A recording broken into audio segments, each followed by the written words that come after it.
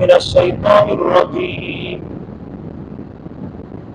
بسم الله الرحمن الرحيم.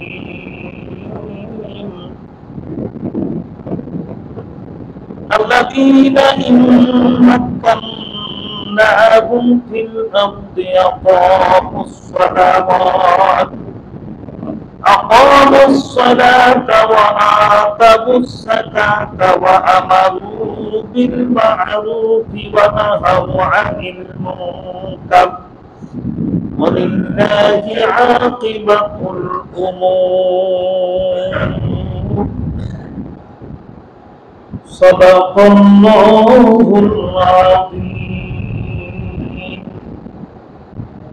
وقال رسول الله صلى الله عليه وسلم: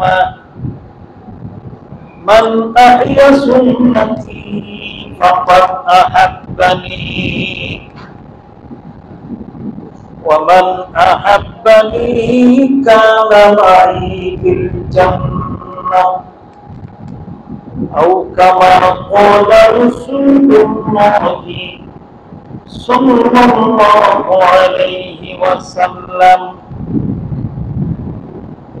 وقد جاء في الحديث قال النبي صلى الله عليه وسلم: تنكح المرأة لأربع: لمالها ولحسبها ولجمالها ولدينها فاظفر بذات الدين تربت يدك.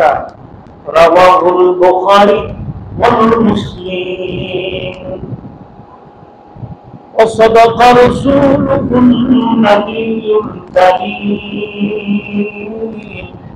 ونحن على ذلك لمن الشاهدين والشاكرين، والحمد لله رب العالمين.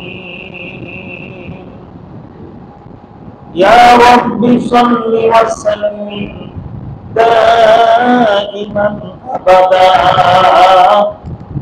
يا رب صل وسلم دائما أبدا على نبيك خير الخلق كلهم. الحمد لله। আজকের এই সিরাতুন নবী সাল্লাল্লাহু আলাইহি সাল্লাম মাহফিলের সম্মানিত সভাপতি, আমার অত্যন্ত মহব্বতের স্নেহের ছোট ভাই, আপনাদের অত্র মসজিদের খতিব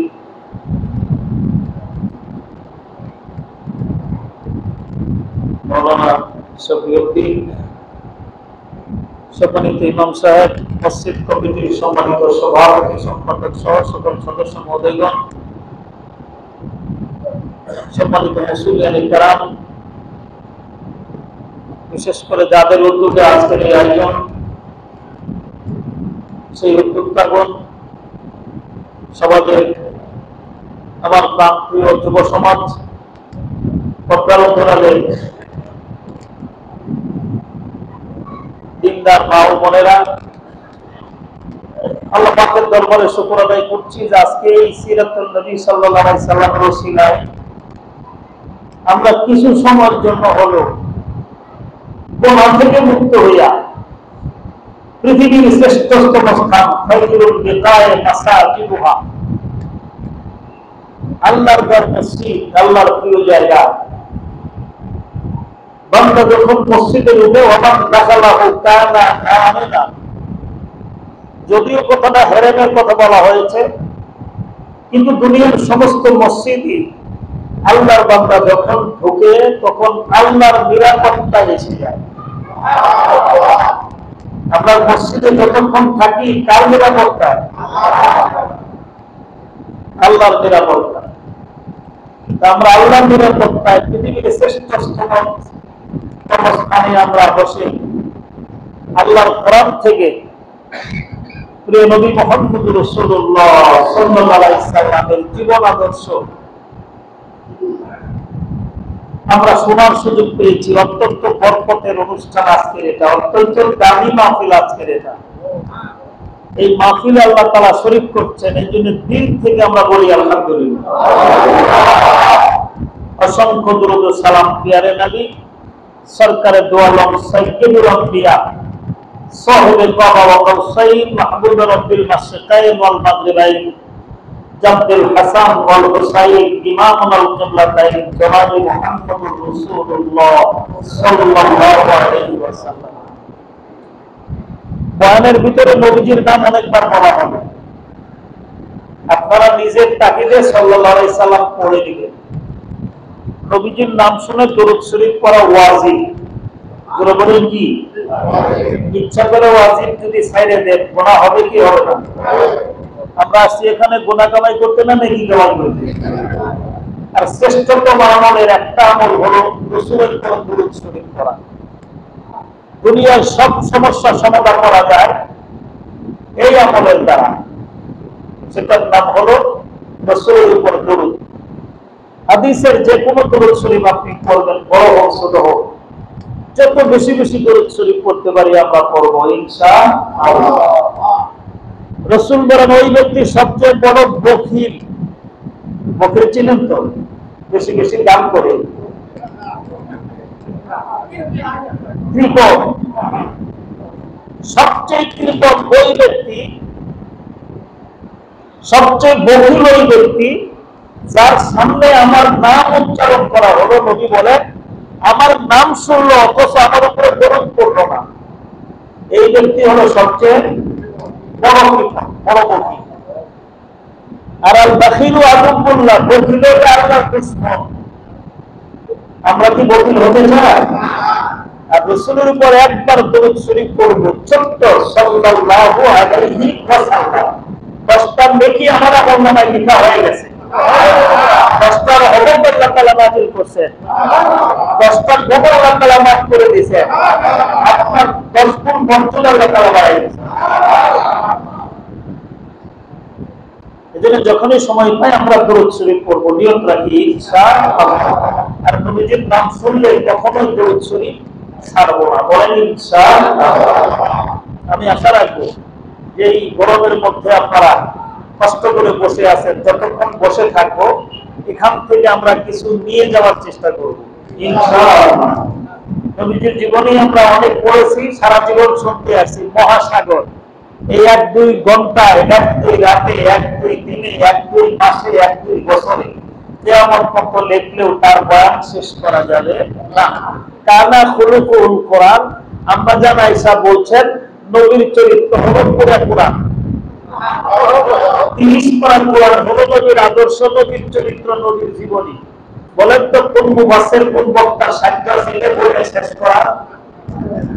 যতই শুনবো আমরা আমাদের ঈমান তত বাড়বে, নবীর প্রতি মহব্বত তত বাড়বে, নবীর আদর্শগুলো আমাদের মানা তত সহজ হবে। এই জন্য আমরা যা শুনবো কোন নিয়তে শুনবো? আমার নিয়ত। এই যে একটা পাই গেলাম, নবীর নাম শুনেছি বলে দরুদ শরীফ ছাড়বো না, তাহলে কি হয়ে যাবো? বকিল বা বকিল আল্লাহর দুশমন। 1 নাম্বার সবক তোমাকে নিয়ে নিলাম ইনশাআল্লাহ। আমি কোরআনে সূরা হজ থেকে 41 নম্বর আয়াত তেলাওয়াত করেছি। আল্লাহ তাআলা তৌফিক দিলে এই আয়াত সামনে রেখে আপনাদের সামনে কিছু কথা বলার আশা রাখি। ওমা তৌফিকি ইল্লা বিল্লাহ আলাইহি তাওয়াক্কালতু ইলাইহি উনীব সুবহানাকা লা ইলমা লানা ইল্লা মা আল্লামতানা ইন্নাকা আনতাল আলিমুল হাকীম। আমি দুটো হাদিস বলছি। তার প্রথম হাদিসটা হলো রাসূল বললেন মান আহিয়া সুন্নতি, অন্য রাওয়ায়াতে মান আহাব্বা সুন্নতি।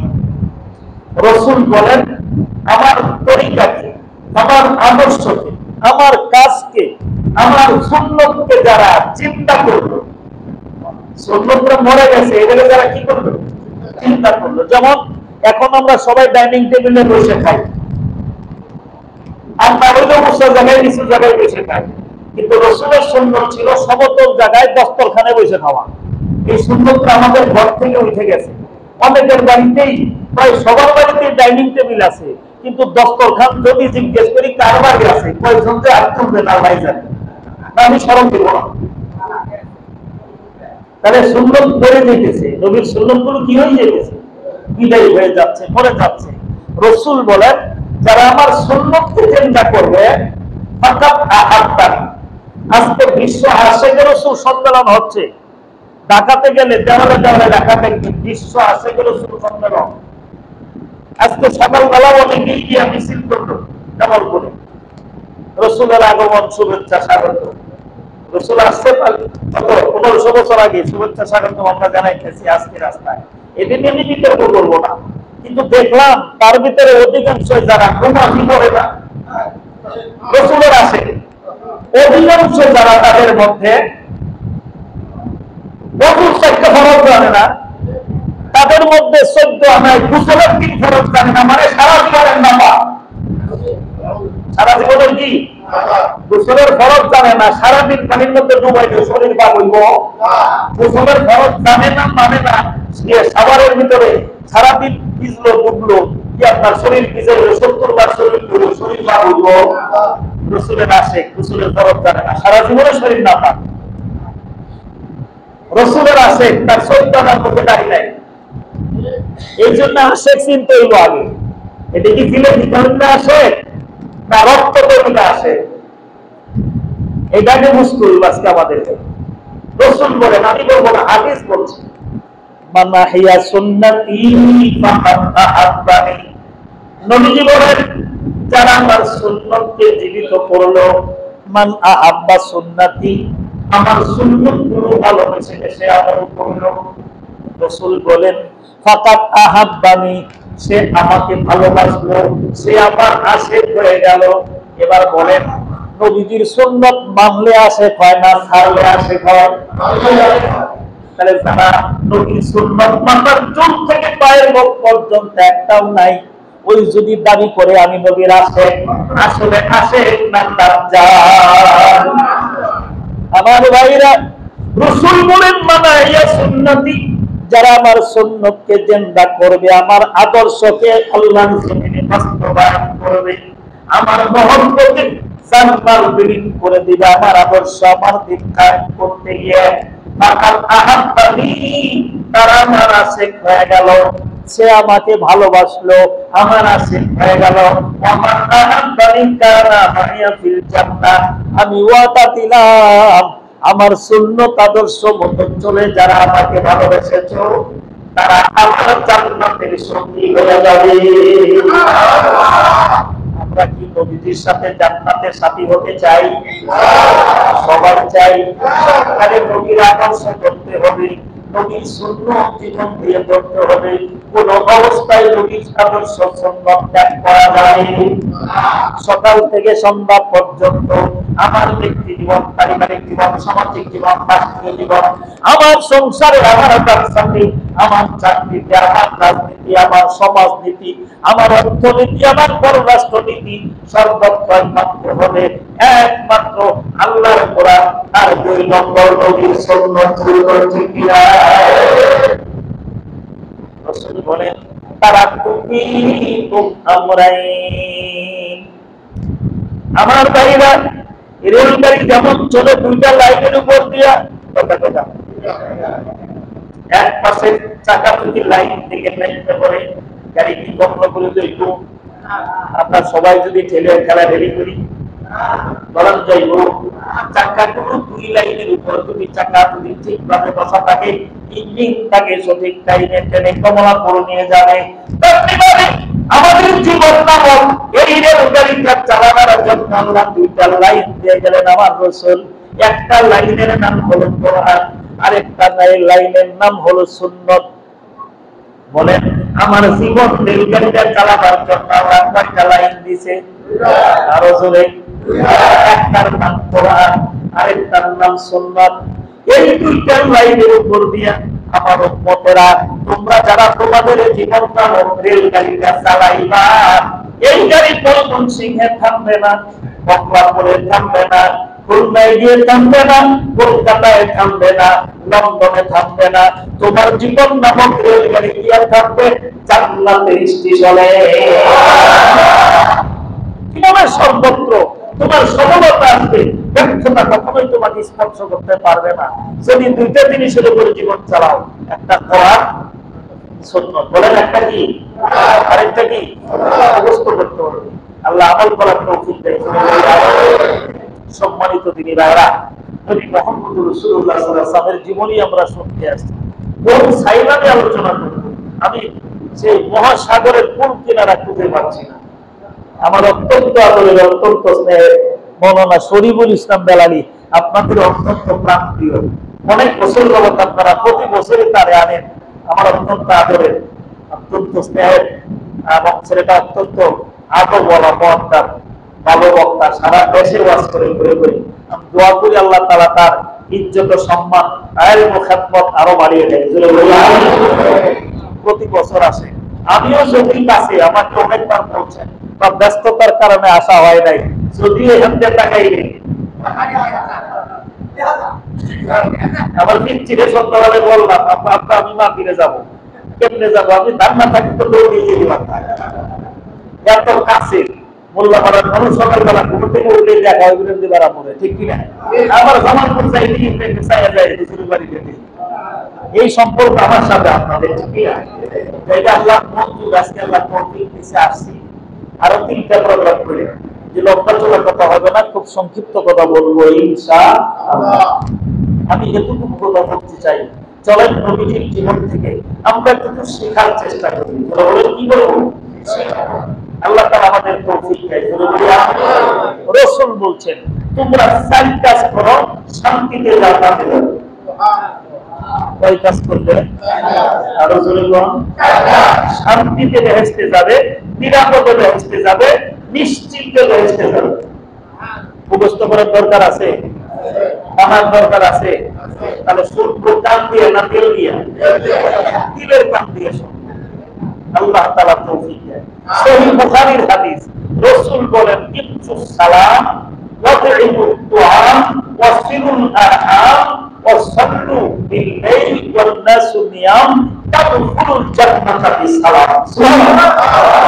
ভাই কয় কাম করলে বেহেশতে যাব? কেমনে যাব? নিরাপদে, নিরাপদে, শান্তিতে, আরামে, নিশ্চিন্তে, নির্বিঘ্নে জান্নাতে যাব। 4টা কাজ যদি করতে পারি, এরকম অনেক হাদিস আছে। এই জাতীয় কাজগুলো আমরা বেছে বেছে করবো। বলেন ইনশাআল্লাহ। 1 নম্বরে সালাম, বেশি বেশি সালাম দাও। মাওলানা শরীফ বলে গেছে শেষ দিকে, বলছে না, সালাম খালি আক্তার হুজুরের দিব, আর কারো দিব না। আমরা খতিব সাহেবের দিব, আর কারো দিব না। এমন কোন মানসিকতা আমাদের আছে কি নাই? সালাম দেয় খালি ধনী মানুষের। চেয়ারম্যান সাহেব, মেম্বার সাহেব, ডাক্তার সাহেব, অমুক নেতা, তমুক নেতা, সালাম আলাইকুম। কিন্তু রাসূল বলছেন, আলামান হারাফতা ওয়া মান লাম তারিফ, তোমার সামনে যে পড়ছে তাকে সালাম দাও, তুমি চিনো আর না চিনো। সুবহানাল্লাহ। তাহলে সালাম কাকে দিব? সামনে যে পড়বো, আমার ছোট না আমার বড়, ও কামলা না চেয়ারম্যান, তা আমার দেখার দরকার নাই। শুধু আপনি জানেন যে এই লোকটা মুসলমান না, নিশ্চিত, এটা বুঝেন। আপনি জানেন এই লোকটা হিন্দু, আপনি জানেন এই লোকটা খ্রিস্টান, নিশ্চিত, তাহলে সালাম দিবেন, দিবেন না।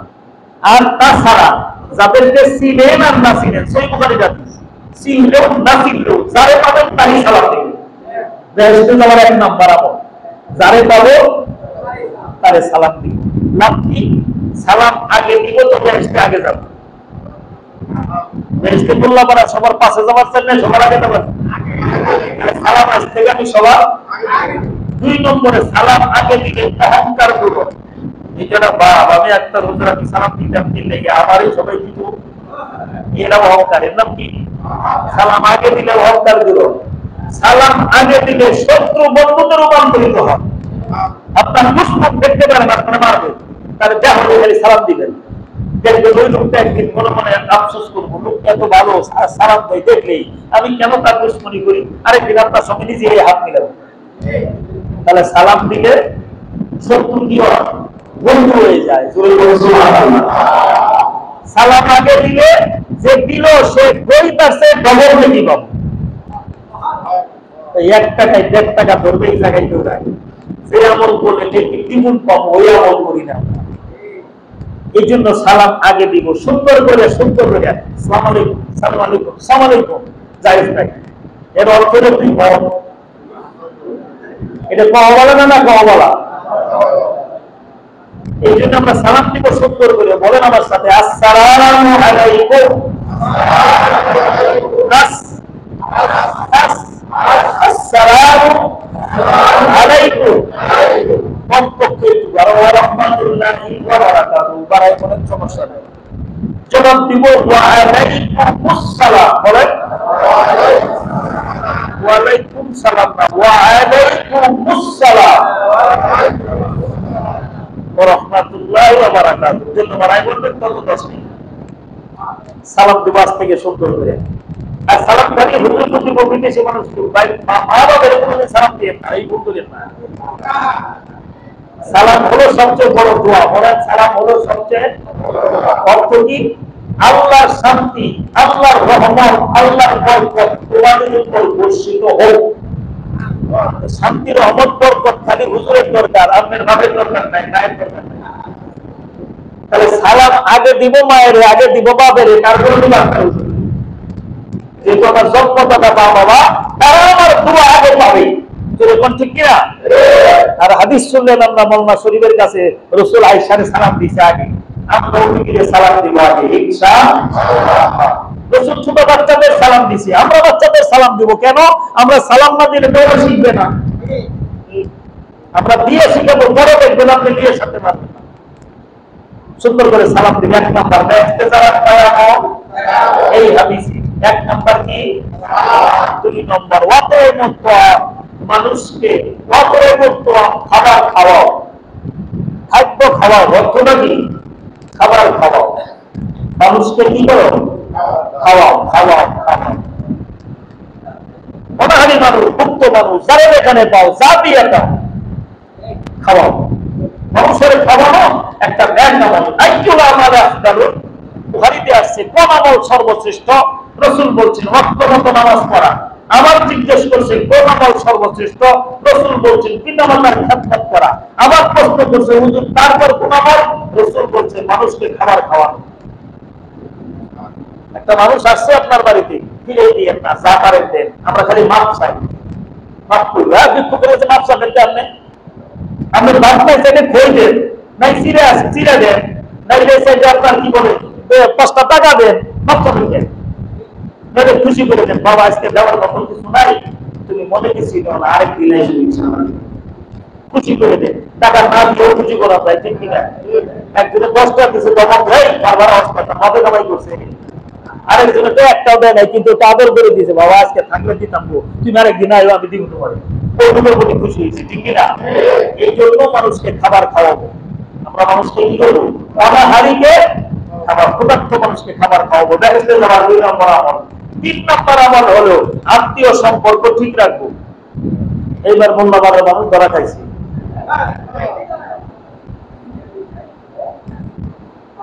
আত্মীয়তা বন্ধন ছিন্নকারী রাসূল বলেন লাইসা মিন্না মান কাতিয়া বিহি। সহিহ বুখারী হাদিস। আত্মীয়তা বন্ধন ছিন্নকারী আমার উম্মত না, সে আমার উম্মত না, এটা বলি না। আর সত্য নামাজ পড়েন 5 ওয়াক্ত না 10 ওয়াক্ত, তাহাজ্জুদ, ইশা, চাষ, সালাতুল জাওয়াল, আওয়াবি, 5 ওয়াক্ত তো আছে। আর বলে সালাতুল তাসবিহ, সালাতুল তুফা, 12 ওয়াক্ত নামাজ পড়ে তিনি সারাদিন তাসবিহ করে, সব ঠিক আছে। হজ করছে, উমরাও করছে, নগর আত্মীয়দের সম্পর্ক কারোর সাথে ভালো না। ফুকুয়ার ইস্তিবার আর ওয়ারিস দেয় না, বলে বাগনে ওয়ারিস নিবার আলে লাঠি নিয়ে খাড়া। তাকে বাড়িতে দাওয়াত দেয় না, কোনদিন খোঁজ খবর নেয় না। রাসূল বলেন তোমার এই নামাজ, তোমার এই রোজা, তোমার এই হজ, তোমার এই তাসবিহ তোমাকে জান্নাতে নিতে পারবে না। তুমি আমার উম্মত, আমি তোমার বলি না। আমি আমারে জিজ্ঞেস করি যে আমি কোন কাতারে আছি, বেহেশতের কাতারে না রাসূলের উম্মত না যারা জাহান্নামের কাতারে? আপনি আপনার রিজিক না, আমি আমার রিজিক, পাওয়া লাগবে না। 70 বার হজ করে জান্নাতে যেতে পারবো না যদি আত্মীয় সম্পর্ক নষ্ট করে ফেলি। তাহলে আজ থেকে আমরা আত্মীয়তার সম্পর্ক ঠিক রাখবো ইনশাআল্লাহ। বেহেশতে যাওয়ার 3 নম্বর আমল আত্মীয়তার সম্পর্ক কি করা লাগবে? মামাতো ভাই গরিব হয়ে গেছে, এখন খবর নাই। মামাতো ভাইরা গরিব হয়ে গেছে, এখন আর খবর নাই। বোন বিয়ে দিয়েছিলাম অট্টালিকা দিকা, বন্ধুবতী গরিব হয়ে গেছে, বাইকটারা এখন গরিব হয়ে গেছে, কামনা দেয়, এখন আর পরিচয় দেয় না। কোনোদিন দাওয়াত যেমন দেয় না। আছে কি নাই? ইবাদত করে এগুলো দিয়ে এগুলো সারা জান্নাতে যেতে পারবো না। 4 নম্বর আমার রাসূল বলেন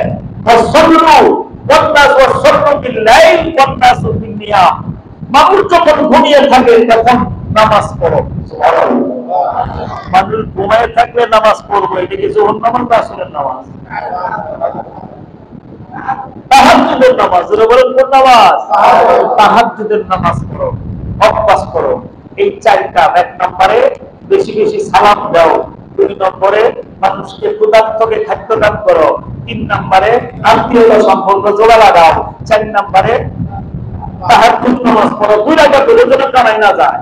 রাসূল বলেন তাদখুলুল জান্নাতা বিসালাম, শান্তিতে আরামে নিশ্চিন্তে নির্বিঘ্নে তোমরা আল্লাহর জান্নাতে পৌঁছে যাবে। আল্লাহ তাআলা আমাদের আমল করার তৌফিক দেয়। সম্মানিত দিনী ভাইরা, আল্লাহ রাসূল সাল্লাল্লাহু আলাইহি সাল্লাম আমাদের আল্লাহর পক্ষ থেকে শ্রেষ্ঠ নিয়ামতের অন্যতম শ্রেষ্ঠ একটি নিয়ামত। আল্লাহ তাআলা আমাদের যত নিয়ামত দিয়েছেন, ওই কত নিয়ামত দিয়েছেন কোনদিন গণনা করে শেষ করা যাবে না। তন্মধ্যে শ্রেষ্ঠতম নিয়ামত দুইটি, একটা হলো কোরআন, আরেকটা হলো যার মাধ্যমে কোরআন আসছে নবী মুহাম্মদ রাসূলুল্লাহ সাল্লাল্লাহু আলাইহি ওয়াসাল্লাম। এই দুইটা নিয়ামত শ্রেষ্ঠতম। বলেন কি শ্রেষ্ঠ? একটা কোরআন বলেন নবী, আরেকটা কি নবী। একটা কোরআন আর একটা নবী, দুটো হলো শ্রেষ্ঠ নিয়ামত। এই দুইটা নিয়ামতের কদর করতে হবে। আর এই দুইটা নিয়ামত কেমন? একটার একটার সাথে জড়িত। কোরআন ছাড়া নবীকে চিনা যাবে না, নবী ছাড়া কোরআন বোঝা যাবে না। সুবহানাল্লাহ। একটার একটার সাথে কি জড়িত। কোরআন ছাড়া নবীকে চিনা যাবে না, আর নবী ছাড়া কোরআন বোঝা যাবে না, আমল করা যাবে না। কেন? কেমন সম্পর্ক? এটা হলো থিওরিক্যাল কোরআন, আর আমার নবীর 23 বছর নবুয়তের জীবন হলো প্র্যাকটিক্যাল কোরআন। সুবহানাল্লাহ। এই কোরআনের প্রতিচ্ছবি হলো আমার নবীর 23 বছরের নবুয়তের জীবন। প্রত্যেকটা সূরা, প্রত্যেকটা আয়াত, প্রত্যেকটা হুকুম নবী নিজে আমল করে আমাদের মাঝে নমুনা রেখে গেছে। সুবহানাল্লাহ। এই জন্য নবীকে চিনতে হলে, নবীকে জানতে হলে কোরআন পড়তে হবে। রাজি আছেন? কোরআন শরীফ শিখতে হবে, কোরআন শরীফ পড়তে হবে। কোরআন শরীফ শিখা পড়া ফরজে আইন। তোরা বলেন কি ফরজে আইন?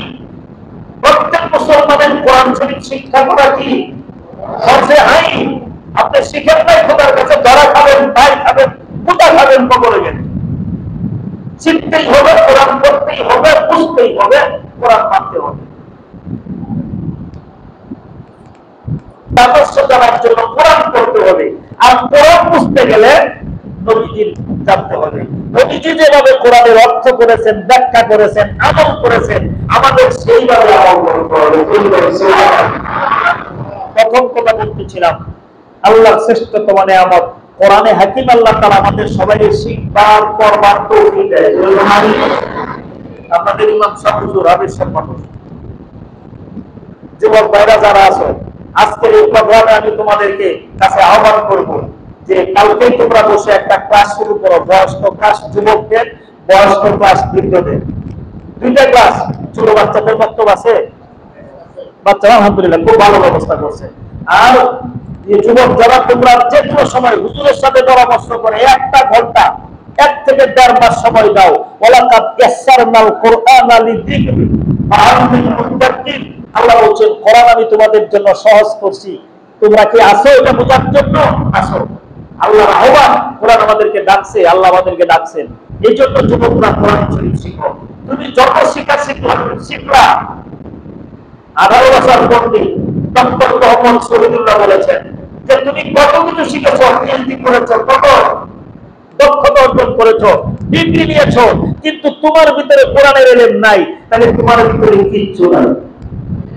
তোমার সমস্ত জ্ঞান অপূর্ণাঙ্গ, সমস্ত শিক্ষা তোমার মূল্যায়ন হবে তখন তোমার ভিতরে কোরআনের শিক্ষা আছে। এই জন্য কোরআন শরীফ শিখতেই হবে। বয়স্ক যারা আছেন তারা নিয়ত করে একটা ক্লাস শুরু করেন। আপনি নিয়ত করেন, নিয়ত করা, চেষ্টা করা, দোয়া করা। মন কয়টা? নিয়ত করা, চেষ্টা করা, দোয়া করা। আজকে নিয়ত করেন আল্লাহ আমারে কোরআন শরীফ না শিখায় কবরে নিও না। নিয়ত করেন আল্লাহ কোরআন শরীফ শিখবো তৌফিক দাও। 2 নম্বরে কালকে একটা কায়দা নিয়ে হুজুরের কাছে আসেন, চেষ্টা করা। 3 নম্বরে দোয়া করা, আল্লাহ আমি বুড়া বয়সে অক্ষরগুলো ঠিক মতো বলতে পারি না, আমি তো বাপ মায়ের পড়াই নাই, বাপ মায়ের মাফ করে দাও, আর আমারে কোরআন শরীফ শিখা সহজ করে দাও। 3 নম্বরে কয়টা? নিয়ত করা, চেষ্টা করা, দোয়া করা। বলে নিয়ত করা, চেষ্টা করা, দোয়া করা। শুরু করেন আপনি, অসংখ্য আমি গ্যারান্টি দিতে পারি। আপনি পড়া শুরু করেন, আলিফ বা তা থা জিম হা খ পড়া শুরু করেন, পড়তে পড়তে যদি আপনার মৃত্যু হয়ে যায়, আল্লাহর কসম আল্লাহ তাআলা আপনার কবরের ভিতরে ফেরেশতা বানায় দিয়ে আপনাকে কোরআন শরীফ শিখায় কিয়ামতের দিন কোরআন পড়তে আমাদের সঙ্গে জান্নাত হবে। নিয়তুল মুমিনে খায়রুম মিন আমালিহি। মুমিনের নিয়ত তার আমলের চেয়ে দাম। মুমিনের নিয়ত তার আমলের চেয়ে, নিয়ত করছিল সে কোরআন শরীফ শিখবো, আল্লাহ কোরআন না শিখে আমার মরণ দিও না, নিয়ত করছে, আল্লাহ তারে হায়াত দেয় নাই। এই যে নিয়তের কারণে আল্লাহ কোরআন শরীফ কবরে শিখে তার হাজার ময়দানে উঠানো। এই জন্য চেষ্টা করতে থাকি আমরা, চেষ্টা করে দোষ আছে।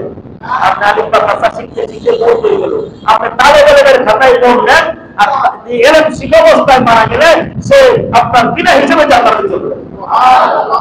আমরা চেষ্টা করবো তো কোরআন শিক্ষা। 2 নম্বরে নবীজির জীবনী। আমাদের দেশে রবি ঠাকুরের বই অনেকের ঘরে আছে। কবি নজরুল আলহামদুলিল্লাহ ভালো কবি ছিলেন, ওনারও বই আছে। বঙ্কিমচন্দ্রের অনেক বই আছে। উপন্যাস, উপন্যাস কারে কয় জানেন? যেটা 100% ফলস এন্ড বোগাস, মানে কাল্পনিক। উপন্যাসটা কি? কাল্পনিক। 21 বই মেলায় কোটি কোটি টাকার উপন্যাস বিক্রি হচ্ছে।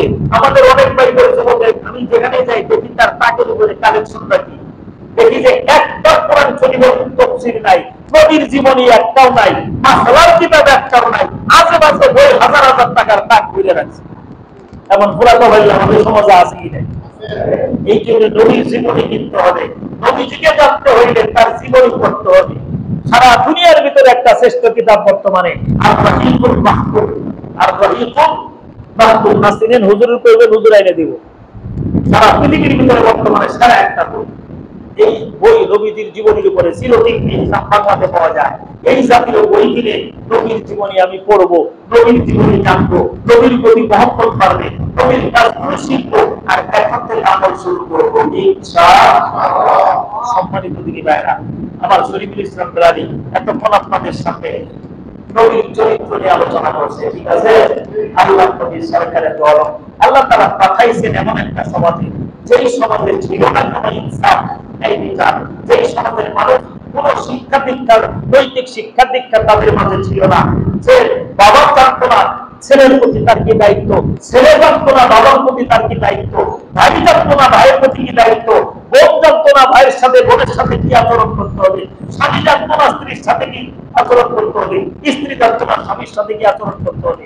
অজ্ঞতা, অমানিসা, বর্বরতা, অন্ধকারের অবন্তরে যখন নিমজ্জিত, ঠিক এই টাইমে আল্লাহ পাক নবী মুহাম্মদ রাসূলুল্লাহ সাল্লাল্লাহু আলাইহি সাল্লামকে এই অশান্ত পৃথিবীকে শান্ত করার জন্য, এই মূর্খ মানুষগুলোকে হেদায়েত দান করে জান্নাতের পথে নেওয়ার জন্য রহমতুল লিল আলামিন করে পাঠালেন। সুবহানাল্লাহ। আল্লাহ নবী সরকারে দো আলম রাহমাতুল লিল আলামিন এসে মক্কাতে 13 বছর মেহনত করলেন। বলেন কত বছর? 13 বছর মেহনত করলেন। কত মার খাইলেন, কত নির্যাতিত হলেন, কিন্তু প্রতিবাদ করলেন না। আর গোপনে গোপনে তিনি 3 বছর কোরআনের দাওয়াত দিলেন, ঈমানের দাওয়াত দিলেন, হেদায়েতের দাওয়াত দিলেন, নামাজের প্রশিক্ষণ দিলেন, দ্বীনের শিক্ষা দিলেন। 13 বছর দাওয়াতের মেহনত করলেন। কয় বছর? 13 বছর দাওয়াতের মেহনত করার পরে তিনি একটা বাহিনী তৈরি করলেন। আর আল্লাহর কুদরতি হুকুম হয়ে গেল, দোস্ত তুমি মদিনায় যাও। রাতের আধারে আল্লাহ নবী সরকারে দো আলম মদিনায় হিজরত করলেন। মদিনায় গিয়ে আল্লাহ রাসূল আল্লাহর হুকুমে একটা ইসলামিক স্টেট কায়েম করলেন। সুবহানাল্লাহ। মদিনায় গিয়ে নবীজির প্রথম কাজ ছিল একটা মসজিদ বানানো, মসজিদুল নববী। মদিনার মসজিদটার নাম কি? মসজিদে নববী। খানায়ে গাদা নামাজ পড়লে 1 রাকাতে 1 লক্ষ রাকাত, আর মসজিদের নববীতে নামাজ পড়লে 1 রাকাতে 50,000 টাকা করে 25,000 সুবহানাল্লাহ। সেই মসজিদের নববী বানালেন আল্লাহ নবী। নবীর মদিনায় গিয়ে প্রথম কাজ মসজিদ বানানো, 2 নম্বর কাজ মসজিদ বানানোর সাথে সাথে নবী শুরু করে দিলেন মদিনার সমস্ত মুসলমানকে কোরআন শিখতে হবে। কি শিখতে হবে? সবার মুসলমান কেউ কোরআন শরীফ পড়তে পারা ছাড়া থাকবে না। মাত্র 2 বছরের মিশন আল্লাহ নবী মদিনার 100 জন মুসলমানকে কোরআন শিখিয়ে দিলেন। সুবহানাল্লাহ। মদিনার সকালবেলা রাসূল যখন হাঁটেন দেখেন মানুষ কোরআন শরীফ পড়তেছে, এক এক ঘরে সদস্য যে কয়জন সবাই কোরআন শরীফ পড়ে, বাবাও পড়ে, মাও পড়ে, দাদাও পড়ে, দাদিও পড়ে, চাচাও পড়ে, চাচিও পড়ে, ভাইও পড়ে, বোনও পড়ে, সবাই কোরআন শরীফ পড়ে সকালবেলা। বিকালবেলা রাস্তা দিয়ে হাঁটেন মাগরিবের পরে সমস্ত ঘরে মহল্লাতে কোরআনের তেলাওয়াত চলতেছে। গোটা মহল্লা যখন প্রত্যেকটা ঘরে প্রত্যেকজন সদস্য যখন কোরআন পড়তে জানে, তাদের মাতৃভাষা আরবি, তারা পড়ে আর সব বুঝে। যেটা বুঝে না নবীর কাছ থেকে বুঝে নেয়। এইভাবে কোরআন তেলাওয়াত, কোরআনের অধ্যয়ন, কোরআনের বুঝ যখন তাদের ভিতরে এসে গেল, তখন মদিনায় একটা বেহেশতি পরিবেশ কায়েম হয়ে গেল। সুবহানাল্লাহ। বেহেশতি পরিবেশ। মদিনার মানুষ আর চুরি করতে জানে না, আর জেনা করতে জানে না, মদিনার মানুষ ডাকাতি করতে জানে না, অন্যের কাছে ফল ছিঁড়ে খাইতে জানে না, কোন নারীর প্রতি কোনো জোর দিতে জানে না। মদিনাটা হয়ে গেল একটা বেহেশতি পরিবেশ। রাসূল 10 বছর এইভাবে একটা ইসলামী স্টেট কায়েম করে রাষ্ট্র চালায় সফল রাষ্ট্রনায়ক হিসেবে সারা দুনিয়ার রাষ্ট্রনায়কদের জন্য কিয়ামত পর্যন্ত একটা আদর্শ, একটা মডেল রেখে গেলেন। সুবহানাল্লাহ। আমি যে তেলাওয়াত করেছি, আল্লাহ রাসূল সাল্লাল্লাহু আলাইহি সাল্লাম মদিনায় ইসলামী রাষ্ট্র কায়েম করে তিনি কি করেছিলেন তার নমুনা এখানে দিয়েছেন। কিয়ামত পর্যন্ত রাষ্ট্র ক্ষমতার দায়িত্বে যারা থাকবে তাদের প্রধান 4 কাজ। মুখস্থ করেন, কয় কাজ? রাষ্ট্রপ্রধান যারা ক্ষমতাসীন থাকবে মুসলিম প্রধান দেশে, মুসলমানদের দেশে, সেই রাষ্ট্রপ্রধানের প্রধান কাজ কয়টা? অনেক কাজ। কোরআন বলছে সূরাতুল হজের 41 নম্বর আয়াতে প্রধান কাজ 1 নম্বরে আল্লাযীনা ইম্মাক্কান্নাহুম ফিল আরদি আকামুস সালাহ। আল্লাহ বলেন যাদেরকে আমি দুনিয়ার জমিনে ক্ষমতাবান করব, প্রতিষ্ঠিত করব, রাষ্ট্র ক্ষমতা দান করব, তারা 4 কাজ করবে, তাদের উপরে দায়িত্ব। প্রথম কাজ হলো তারা নামাজ কায়েম করবে। মুসলমান সংখ্যা গরিষ্ঠ দেশে, মুসলিম প্রধান দেশে, ইসলামী রাষ্ট্রে কোন মুসলমান বালক নারী পুরুষ বেনামাজি থাকতে পারবে না। কেন? রাসূল বলছেন আল ফারকু বাইনাল মুমিন ওয়াল কাফির তারকুস সালাহ। মুসলমান আর কাফের দুইটার ভিতরে পার্থক্য হলো নামাজ। মুসলমান আর কাফেরের ভিতরে পার্থক্য কি? তাহলে কি বুঝলেন? নামাজ থাকলে মুসলমান, নামাজ পড়লে সে কি? আবার নামাজ না পড়লে আমি বেশি গেল, আমরা বেশি দিন আমার কাছে কই ডাক্তার হুজুর আমাকে কাফের কইছে। নাউজুবিল্লাহ, আমি কাফের করতে আপনারা কইছেন নামাজ মুসলমান আর কাফেরের ভিতরে পার্থক্য কি? অর্থটা কি? নামাজ পড়লে মুসলমান, নামাজ পড়লে, আর নামাজ না পড়লে আর এটা সেটা হইয়া, এটা কি? বাঙালি সালাক আছে কইব না। আল্লাহ আল্লাহ। আমাদের অনেকেই বলে মুমিনে ফাসিক। ইমাম শাফিঈ রাহমাতুল্লাহ আলাইহি বলছেন মাথা নামাজিকে হত্যা করো, আর বাঁচার অধিকার নয়। তুমি আল্লাহর অক্সিজেন খাইয়া বাইচা থাকবা, আল্লাহর রোজেক খাইবা, আল্লাহর দেওয়া পানি খেয়ে বলতে ঠান্ডা করবা, আল্লাহর বাতাস, আল্লাহর জমিনে, আল্লাহর সূর্যের আলো, আল্লাহর জমিনে ঘুরে বেড়াবে, আর আল্লাহকে চেষ্টা করবে না দিনে 5 বার। তোমার বাঁচার অধিকার নয়, হত্যা করো না। ইমাম শাফিঈর মাসালা এটা। ইমাম আবু হানিফার মাসালা হইল জেলখানায় আটকায় নামাজের ট্রেনিং দাও। যে বন্ধু নামাজি নয় ওই প্রতিদিন ফিরেইবা, যে বন্ধু নামাজি নয় ওই প্রতিদিন কি করবা? জেলের মধ্যে ফিরাবা, বাড়িতে না, শ্বশুর বাড়িতে না, কোথায়? জেলখানায় ফিরাইবা, নামাজ শিখাবার ফিরাও। যেখান থেকে যারা পুরো নামাজি হয়ে গেছে তখন ছেড়ে দিয়ে নজর রাখো যে পড়ে না ফাঁকি দেয়, পড়লে আবার ঢুকাও, না পড়লে আবার ঢুকাও, ফাঁকি দিলে আবার ঢুকাও, মিলে ছেড়ে দাও। এত কঠিন ব্যাপার। নামাজ ছাড়া মুসলমানই তো থাকতে পারে আমাদের মধ্যে একদল লোক আছে নামাজ পড়া, নামাজ না পড়লে কি ঈমান ঠিক আছে? আর রাসূল কইছে লা দীনা ওয়া হুদিনাল্লাহ সাল্লাল্লাহু উপকারিতা আছে, ওই ব্যক্তির ধর্মই নাই যার নামাজ নাই। যার নামাজ নাই তার কি নাই? বলেন বলেন, যার নামাজ নাই তার ধর্ম নাই। আর ও কয় নামাজ না পড়লে কি ঈমান ঠিক আছে? তার মতো বাচ্চা লালমার ছবি না নাই। এটা তো চুরি, তারপরে সিনা চুরি, এটা তো নামাজ পড়ে না, আর কি করে সাফা আছে। এই জন্য ইসলামী রাষ্ট্রের রাষ্ট্রপ্রধানের প্রথম কাজ হবে নামাজ কায়েম করা। ইসলামী রাষ্ট্রে কোনো বেনামাজি থাকতে পারে না। বলেন হুজুর এটা এক নাম্বার আনলো কেন? এই একটা কথা আলোচনা করলে সারা রাত আলোচনা করা যাবে, অনেক লম্বা কথা। সংক্ষেপে বলি, নামাজ রাসূল ইবাদত আর সালাতু রাসূল ইবাদত। নামাজ হলো সব বন্দেগী ইবাদতের মাথা। বলেন নামাজ হলো সব ইবাদতের। আর তার জবানের হাত কাটা গেছে, বাঁচবে কি বাঁচবে না? একটা পা কাটে গেছে, বাঁচবে কি বাঁচবে না? যদি এনে কাটে এটা আলাদা করে বাঁচবে? একটা পাখির পাখা কেটে দেন, দুই পাখা কাটেন, দুই পাখাদের পড়বে না, কিন্তু মাথা আলাদা করলে সারা দেহ সুস্থ, মাথা আলাদা বাঁচবে?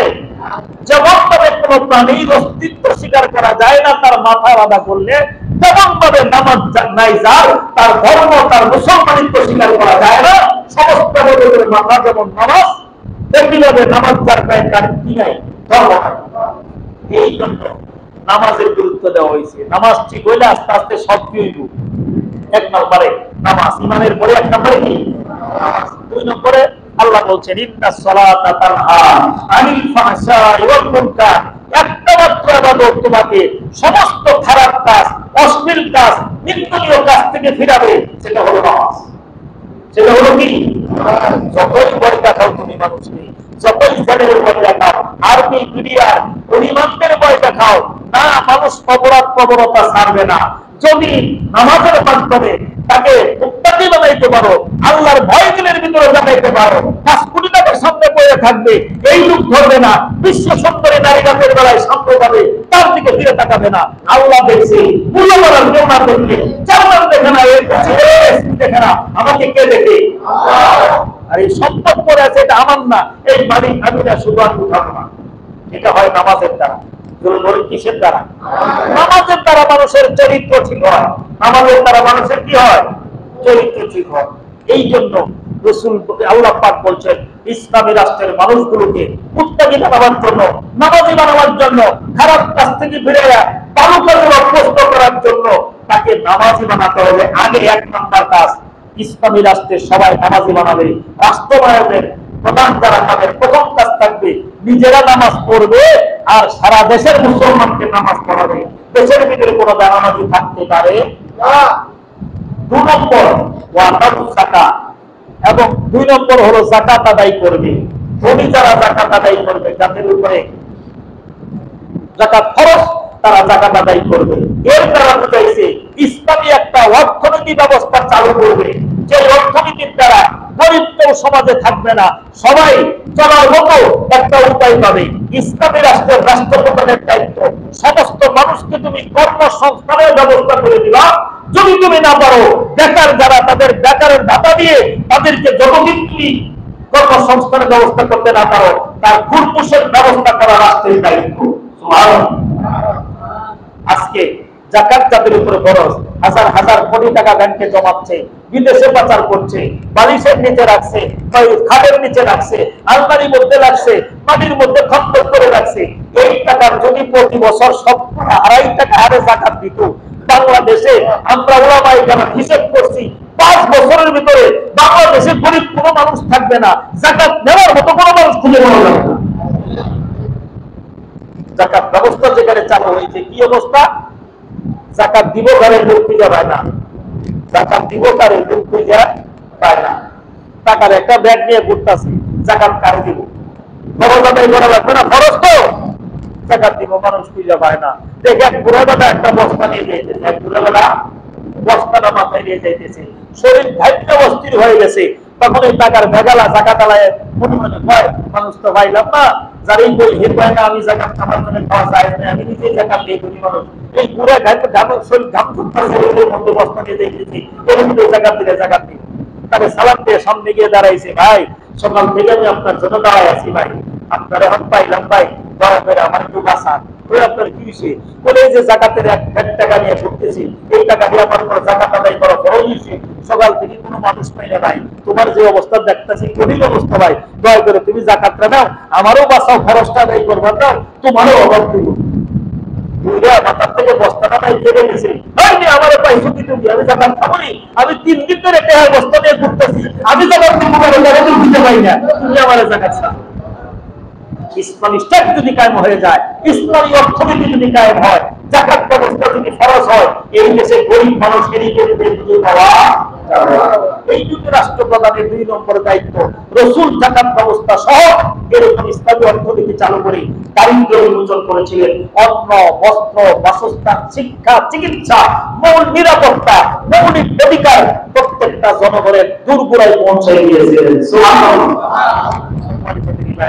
আল্লাহ রাসূল সাল্লাল্লাহু আলাইহি সাল্লামের 23 বছর নবুয়তের জীবন, 10 বছর তার মধ্যে বদরি জীবন। হযরত আবু বকর সিদ্দিক রাদিয়াল্লাহু তাআলা, হযরত ওমর ইবনে খাত্তাব একই দাসে একই নমুনায় খিলাফত আলা মিনহাজুন নবুওয়াত, নবীজির নবুয়তের নকশা হযরত উসমান, হযরত আলী রাদিয়াল্লাহু তাআলা আজমাইন 30 বছর একটানে এই ইনসাফ ভিত্তিক কোরআন সুন্নাহ ভিত্তিক রাষ্ট্র পরিচালনা হয়েছে। 22 লক্ষ বর্গ মাইল বিশিষ্ট আরবের ইসলামী রাষ্ট্র শুরু হয়েছে। সুবহানাল্লাহ। আল্লাহ রাসূল সাল্লাল্লাহু আলাইহি সাল্লাম 2-3 নম্বর কর্মসূচি যারা পালন করেছেন, হ্যাঁ, ওয়ামারু বিল মারুফ, এবং মানুষকে সৎ কাজের আদেশ দাও। রাষ্ট্রের দায়িত্বে যারা থাকবে তাদের নিজেরা সবসময় সৎ কাজ করবে এবং রাষ্ট্র দেশের মানুষদেরকে সবসময় সৎ কাজ করাবে। মানুষকে সৎ কাজের আদেশ দাও। বলুন কি আদেশ দিতে গেলে শহরে যাওয়া লাগবে? আপনি আমার আদেশ দিতে পারবেন? আদেশ যে যাকে আদেশ দিবে তার উপরে ক্ষমতা অর্জন করতে হবে, ঠিক কিনা? অনুরোধ করা না, যে যাকেও কি করতে পারে, অনুরোধ করতে পারে, কিন্তু আদেশ দিতে গেলে ক্ষমতা লাগে। আদেশ দিতে গেলে কি লাগে? এই জন্য ইসলামী রাষ্ট্র কায়েম করতে গেলে ক্ষমতায় গিয়ে আদেশ দিবে যে তোমরা ভালো ভালো কাজ করো, নামাজ পড়া, রোজা করা, হজ করা, যাকাত দেওয়া, মানুষের উপকার করা, এই যে ভালো ভালো কাজ, মানুষকে নিরাপত্তা দান করা, এই ভালো ভালো কাজগুলো তোমরা সবাই করো। 4 নম্বরে আমাদের মুনকার, সমস্ত মানুষকে নিজেরা অন্যায় কাজ করবে না, গোটা রাষ্ট্রের মানুষকে অন্যায় কাজ থেকে বিরত রাখবে। রাষ্ট্রের দায়িত্ব এইদিকে মদের লাইসেন্স দিবেন আর ওইদিকে বর্ডারের দরজা খুলে দিবেন, আর হুজুরকে কইলেন আপনারা জন্য করে ওয়াজ করুন যে মদ খাওয়ান যাব না। মদারুরা আসে, এটা হুজুর করে ওয়াজ করে, মদারুরা কি আসে? বর্ডার খুলে দিয়েছে মদ বাংলাদেশে ঢোকার জন্য, আবার মদের লাইসেন্স দিতেছে। কোন এলাকায় 100টা মদ থাকলেই ওনারা মদের দোকান দিয়ে দেবো, এত সহজ আইন করতেছে, আর মাঝে মাঝে আমাদের চিঠি দেয় হুজুর মদের বিরুদ্ধে আইন করেন। এইটা ইসলামের সাথে একটা দুষ্টতা, একটা তামাশা। সম্মানিত দিনী ভাইরা, মদ হারাম করেছেন কে? ইন্নামাল খামরু ওয়াল মাইসির ওয়াল আনসাবু ওয়াল আজলামু রিজসুম মিন আমালিশ শাইতান। মদ, জুয়া, এগুলো সব আল্লাহ হারাম করেছেন, এগুলো শয়তানি আমল। মদ আরবি হলো খবর, মদের আরবি কি? খবরকে খবর, মদকে খবর বলে কেন? খবর মানে আচ্ছন্ন হওয়া, দেখে যাওয়া। মানুষ যখন মদ খায় তখন তার আক্কলটা গাইয়ে যায়। মদের নেশায় আক্কলে কাজ করে না। সারা রাত মদ খায় রাস্তায় ঘুরে সকালবেলা একা পাগল রোল হলো কারিগর, তাহলে মাথা তো ঠিকই আছে। এই জন্য মদ হারাম করছে যে মেয়ের সাথে আচরণ করে স্ত্রীর সাথে স্ত্রীকে মা বলে ডাকে, এই যে হিতাহিত জ্ঞান থাকে না, এই লোকটা সমাজের উচ্ছৃঙ্খল, এ যা ইচ্ছে তাই করতে পারে। নেশাগ্রস্ত অবস্থায় মরার পরে নেশাগ্রস্ত অবস্থায় সম্মানের উপরে হামলা করে যা ইচ্ছে তাই করে, এই জন্য আল্লাহ এটা হারাম করছে। ইসলামী রাষ্ট্রের বর্ডারে মদ ঢুকবে না, ইসলামী রাষ্ট্রের বর্ডারে মদের লাইসেন্স দেওয়া হবে না। ইসলামী রাষ্ট্রে কেউ মদ খাইলে তাকে জনগণের সামনে, জামালপুর স্টেডিয়ামে তাকে লক্ষ জনতার সামনে 80 লাখ টাকা করে তাকে শাস্তি দেওয়া হবে। এটা হলো ইসলামী রাষ্ট্র প্রধানের দায়িত্ব। ইসলামী রাষ্ট্র প্রধানের কয়টা দায়িত্ব? চারটে। এক নম্বরে নামাজ কায়েম করবে, দুই নম্বরে যাকাত আদায় করবে, অর্থনৈতিক ব্যবস্থা মানুষকে স্বাবলম্বী করবে, তিন নম্বরে তারা সৎ কাজ নিজেরা করবে, ভালো ভালো কাজ মানুষকে করাবার জন্য কষ্ট করবে, নির্দেশ দিবে। চার নম্বরে নিজেরা অন্যায় কোনো কাজ করবে না, দেশের কোনো মানুষকে অন্যায় কাজ করতে দেবে না। আল্লাহ তাআলা আমাদের বুঝবার তৌফিক করে দেন। 10 বছর রাসূল এই 4 দফা কর্মসূচি বাস্তবায়ন করে এমন একটা সুন্দর সমাজ কায়েম করে গেলেন, যেখানে ছিল ইনসাফ, যেখানে ছিল ন্যায়বিচার, যেখানে কোনো হানাহানি ছিল না। সম্মানিত দিনী ভাইয়েরা আমার, আমরা যদি আজকে তাকায় দেখি রাসূলুল্লাহ সাল্লাল্লাহু আলাইহি ওয়াসাল্লামের জীবনীতে, তিনি একজন সফল রাষ্ট্রনায়ক ছিলেন। 10 বছর রাষ্ট্র পরিচালনা করে সুন্দর একটা ইসলামী সমাজ উপহার দিয়ে, মদিনায় গিয়ে সকল ধর্মের সকল বর্ণের লোক দিয়ে তিনি একটা সুন্দর জাতি গঠন করলেন। মদিনায় গিয়ে সর্বপ্রথম রাসূল লিখিত একটা রাষ্ট্র পরিচালনার সংবিধান রচনা করলেন। মদিনা, যেখানে মুসলিম ও মুসলিম সবাই শান্তিতে নিরাপত্তার সাথে জীবনযাপন করতে পারবে, সর্বপ্রথম পৃথিবীতে লিখিত একটা সংবিধান রচনা করে তিনি রাষ্ট্র চালালেন। এমন রাষ্ট্র বলেন কোরআনের রাষ্ট্র। কিসের রাষ্ট্র? আরো জোরে বলেন। আমরা দেখেছি রাষ্ট্রতন্ত্র, আমরা দেখেছি কি সমাজতন্ত্র, আমরা দেখেছি গণতন্ত্র, আমরাও কিছুদিন আগে দেখলাম স্বৈরতন্ত্র। দেখছি কি দেখছি না? বাকি আছে একটা কোরআন তন্ত্র। কোনটা বাকি আছে? এই কোরআনটা দেখার বাকি আছে। সম্মানিত দিনী ভাইয়েরা, আল্লাহ রাসূল সাল্লাল্লাহু আলাইহি সাল্লামের 10 বছর, খুলাফায়ে রাশিদিনের 30 বছর এমন সমাজ ব্যবস্থা কায়েম করলেন আল্লাহ রাসূল সাল্লাল্লাহু আলাইহি সাল্লাম। যেটা করেছে বায়েতুল ইসলামী একজন মানুষ রাসূলের দরবারে আছে, বুখারী শরীফের হাদিস। কোরআন পড়ে তারা কি শিখছে দেখেন। আয়েশা কয়, ইয়া রাসূলুল্লাহ, আমারে পবিত্র করেন, আমার উপরে হজ জারি করেন।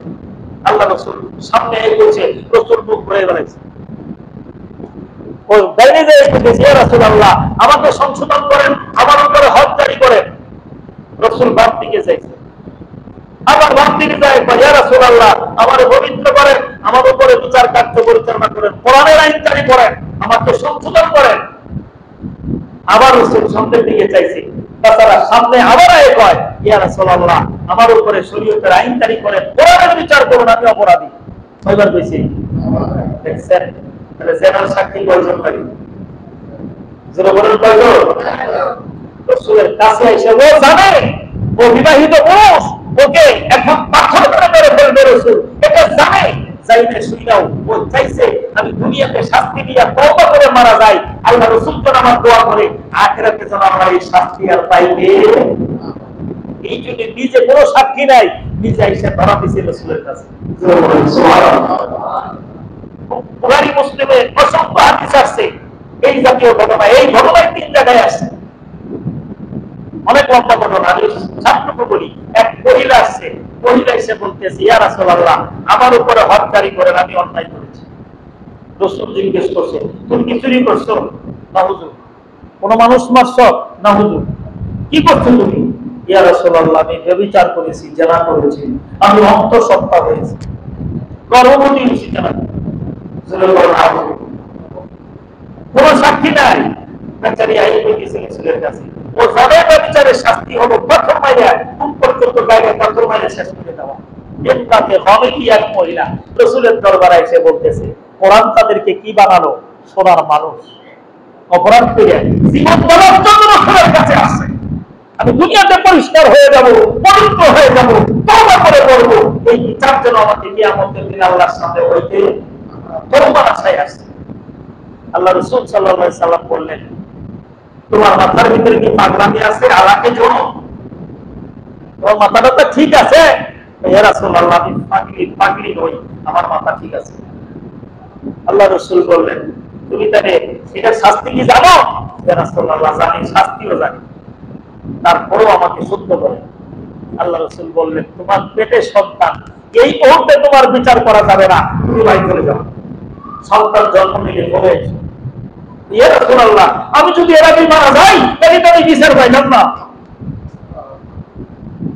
কোরআন মানুষকে কি সোনার মানুষ বানায় দেখেন। আল্লাহর নবী বলেন, দেখো, অপরাধ করেছো তুমি, তোমার পেটের বাচ্চাটা তো অপরাধ করে নাই, সুতরাং তোমাকে যদি এখন মেরে ফেলি তোমার গর্ভের বাচ্চাটা মারা যাবে। অপরাধ করছো তুমি, তোমার বাচ্চাকে শাস্তি দেওয়া যাবে না। সুতরাং বাচ্চাটা প্রসব করো, তারপরে এসো তোমার বিচার করো। মেয়েটা চলে গেছে। ইচ্ছা করলে এই মক্কা দিয়ে মদিনার থেকে পালাইয়া মক্কাতে অন্য দেশে ইয়ামনে পালাইয়া যাইতে পারতো কি পারতো না? যায় নাই। বাড়িতে যাইয়া নামাজ পড়ে আর নাম দিয়ে আল্লাহ আমার বিচারের আগে মৌত দিও না আল্লাহ। যদি বিচারের আগে মৃত্যু হয় কিয়ামতের দিন জানার কাতারে নামা পায় আমাকে জাহান্নামে দেওয়া হবে। আল্লাহ আমার জন্য বিচার নিয়ে তওবা করে আমি যেন খবরে যেতে পারি। কাঁদতেছি। কিছুদিন পর বাচ্চা জন্ম নিছে। বাচ্চা জন্ম নেওয়ার পরে নামাটি বন্ধ হয়েছে, নেফাজ বন্ধ হয়েছে। বাচ্চাটারে গোসল করে একটা কাপড় দিয়ে ফেসাইয়া রাসূলের দরবার আসছে, ইয়া রাসূলুল্লাহ আজকে আমার বিচার করেন। আপনার কাছে একবার আসছিলেন, ফেরত দিয়েছেন, আজকে বাচ্চা জন্ম নিছে, এখন আর সমস্যা নাই, আমার বিচার করুন। সুবহানাল্লাহ। জানে তার বিচার কিন্তু পাথর রাখা। আল্লাহ রাসূল বললেন না, এখনো তোমার বিচার করা যাবে না। কেন? বাচ্চাটা এখন দুধ ছাড়া অন্য খাবার খায় না। 2 থেকে 2.5 বছর মায়ের দুধ খাওয়া বাচ্চার অধিকার। এই অধিকারকে খণ্ড করা যায় না। আমি তো পারি না, তুমি চলে যাও, বাচ্চা দুধ ছাড়াই অথবা দুধ খাবার সাথে পাশাপাশি অন্য খাবার খাইয়াও যে জীবনযাপন করতে পারে, এই অভ্যাস যেদিন হবে সেদিন এসে আল্লাহ রাসূল তারে ফেরত দিলেন। মহিলা চলে গেল। এখনো যদি চাইতো মন মোনা ফালাইয়ে যাইয়ে পারতো কি পারতো না? রাইতে রাতারে দিতে চাইতে পারতো না? পারতো। চাই নাই। ওই বাচ্চারে দুধ খাওয়ায়, একটু একটু করে কয়েকদিন পরে একটু ফলের জুস খাওয়ায়। এরকম করে করে একদিন রুটি বানাইয়া খুব নরম করে হাত দিয়ে রুটিটা চটকাইয়া বাচ্চার মুখে দিছে। ঠুট দিয়ে লড়ায় বাচ্চা গিলে ফেলছে। মহিলার যায় কোথায়? রুটির টুকরা খাইয়ে ফেলছে, খুশিতে বাচ্চা আরেক টুকরা রুটি হাতে নিয়ে হাতে চটকাইতে রাসূলের দরবারে যায় হাজির। ইয়া রাসূলুল্লাহ আজকে আর ফেরত দিবেন না, বাচ্চা দুধ খায়, দুধের সাথে রুটিও খায়। এই যে দেখেন রাসূলের সামনে বাচ্চার মুখে কি টুকরা দিয়েছে, হাত দিয়ে গরম করিয়া বাচ্চা গিল্লা খাইয়ে ফেলছে। হুজুর আমার দুধ না খেলেও বাচ্চা এখন হুজুর আমার বিচার করে। আল্লাহ রাসূল তার বাপকে ডাকলেন। কাকে ডাকলেন? তার বাপকে ডাকলেন।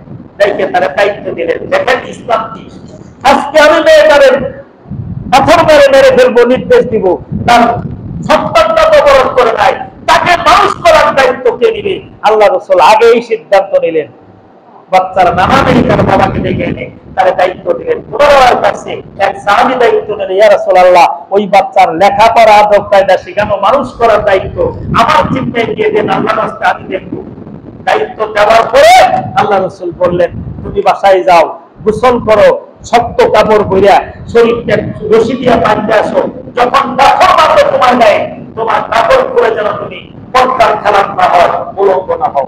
আবার বেশি বাড়িতে মহিলা চতুর্থবার ফিরে গেছে, যাই গোসল করিয়া পবিত্র পুজো করিয়া ইসলামের জন্য, কোরআনের জন্য, কোরআনের আইনের কাছে সারেন্ডার করে জীবন দিবে, এই জন্য প্রয়োগ হয়ে আসছে মহিলা। আল্লাহ রাসূল বললেন পাথর মারো। হযরত ওমর রাদিয়াল্লাহু তাআলা আনহুকে বলছে, ওমর পাথর মারো। হযরত ওমর রাদিয়াল্লাহু তাআলা আনহু সেই মেয়েটার দিকে পাথর দিয়ে দাঁড়ায় আছে। আল্লাহ রাসূল জিজ্ঞেস করে, পাথর মারো না? ইয়া রাসূলুল্লাহ মহিলাটা সাইডে চলে গেছে, ইচ্ছা করলে ফালাইতে পারতো, আবার ফিরে আসছে এই মেয়েটা।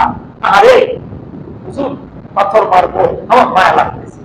আল্লাহ রাসূল বললেন, জানার বিচার করতে গিয়ে যার মায়া লাগবে, জানার বিচার করতে গিয়ে যারা পক্ষপাতিত্ব করবে, গরিব মানুষের ছেলে জেনা করলে তার কোনো বিচার হবে না, গরিব মানুষের ছেলে জেনা করলে বিচার হবে। জানার বিচার যারা গোপন করবে, পাশ কাটাবে, তারাও জেনাকারীর সাথে জাহান্নামে। হযরত ওমর আল্লাহু আকবার বলে চিৎকার করে পাথর মারছে। এক ফোঁটা রক্ত আইছে এক সাহাবীর গায়ে লাগছে। ওই পাথরের ছিটা রক্ত আইছে, মহিলার রক্ত আইছে গায়ে লাগছে। এক সাহাবী কয়, সি জানাকারীর রক্ত আমার গায়ে লাগলো, সি। আল্লাহ রাসূল শুনে কয়, না না তুমি ভুল করতেছো। এই মহিলাকে আমি 4 বার ফেরত দিয়েছি, 4 বার ফিরে আসছে কোরআনের বিচারের কাছে। এই মহিলা এমন তওবা করছে, তার তওবাকে যদি ভাগ করে দেওয়া হয়, আমার সমস্ত গুনাহের উপর আল্লাহ মাফ করে জান্নাত দিবেন। এমন তওবা করেছে এই মহিলা। মেয়েটা ভুলে পড়লো, মারা গেল, তার পরিবারকে দেওয়া হলো, তারে গোসল করে কাফন পরে আনছে। আল্লাহ রাসূল নিজে ইমামতি করে ওই মহিলার দাফনিয়া জানাজা পড়ায়া তাকে দাফন করলেন। সুবহানাল্লাহ। এবে কোরআন যদি আসে দুনিয়াতে, ইসলাম যদি কায়েম হয়ে যায়, দেখবেন এই বেশি অপরাধ থাকবে পুলিশ মিডিয়ার আজকের দরকার নাই। কোরআনের তেলাওয়াত করে সুন্নাহর মেনে আল্লাহর ভয় থেকে জাগ্রত হলে অপরাধ করবে না মানুষ, আল্লাহর ভয় বেঁচে থাকবে। হঠাৎ করে ফেললে নিজে এসে ধরা দিবে, আমার বিচার করো। আমি দুনিয়ায় দোষী হয়ে যাই, আমি তওবা করে যেন আল্লাহর কাছে ক্ষমা চাই। এই বিচারের ওসিলায় হাসরের ময়দানে যেন সমস্ত নবীদের সামনে, আমার আত্মীয় স্বজন সবার সামনে যেন আমাকে জানাগার বলে না ডাকে। দুনিয়াতে এটা নিজে এনে আমার মনের বন্ধুরা, ইসলাম যদি কায়েম হয়ে যায় এ দেশে চুরি থাকবে না। আল্লাহ রাসূল সাল্লাল্লাহু আলাইহি সাল্লাম চুরির বিচার করছেন। আজকে আমাদের দেশে চুরি করলে তারে 3 মাস জেল দেয়, 6 মাস জেল দেয়। জেলে যায় চুর টাকায় দিয়ে বাইরে জেলে জেলে কি হয়, প্রমোশন হয়, টাকায় দিয়ে বাইরে আসে, টাকায় থেকে চিন্তাইকারী হয়। সম্মানিত দিদি ভাইরা আমার, কেন এইটা চুরের শাস্তি নেয়? আল্লাহ কোরআনে বলছেন আস-সারিকু ওয়াস-সারিকাতু, চোর এবং চুরনি যেই হোক প্রমাণে ধরা পড়লে তার হাত কেটে দাও। সুবহানাল্লাহ। এই সমস্যা হচ্ছে কত বাজে এই শেষ করে দিব।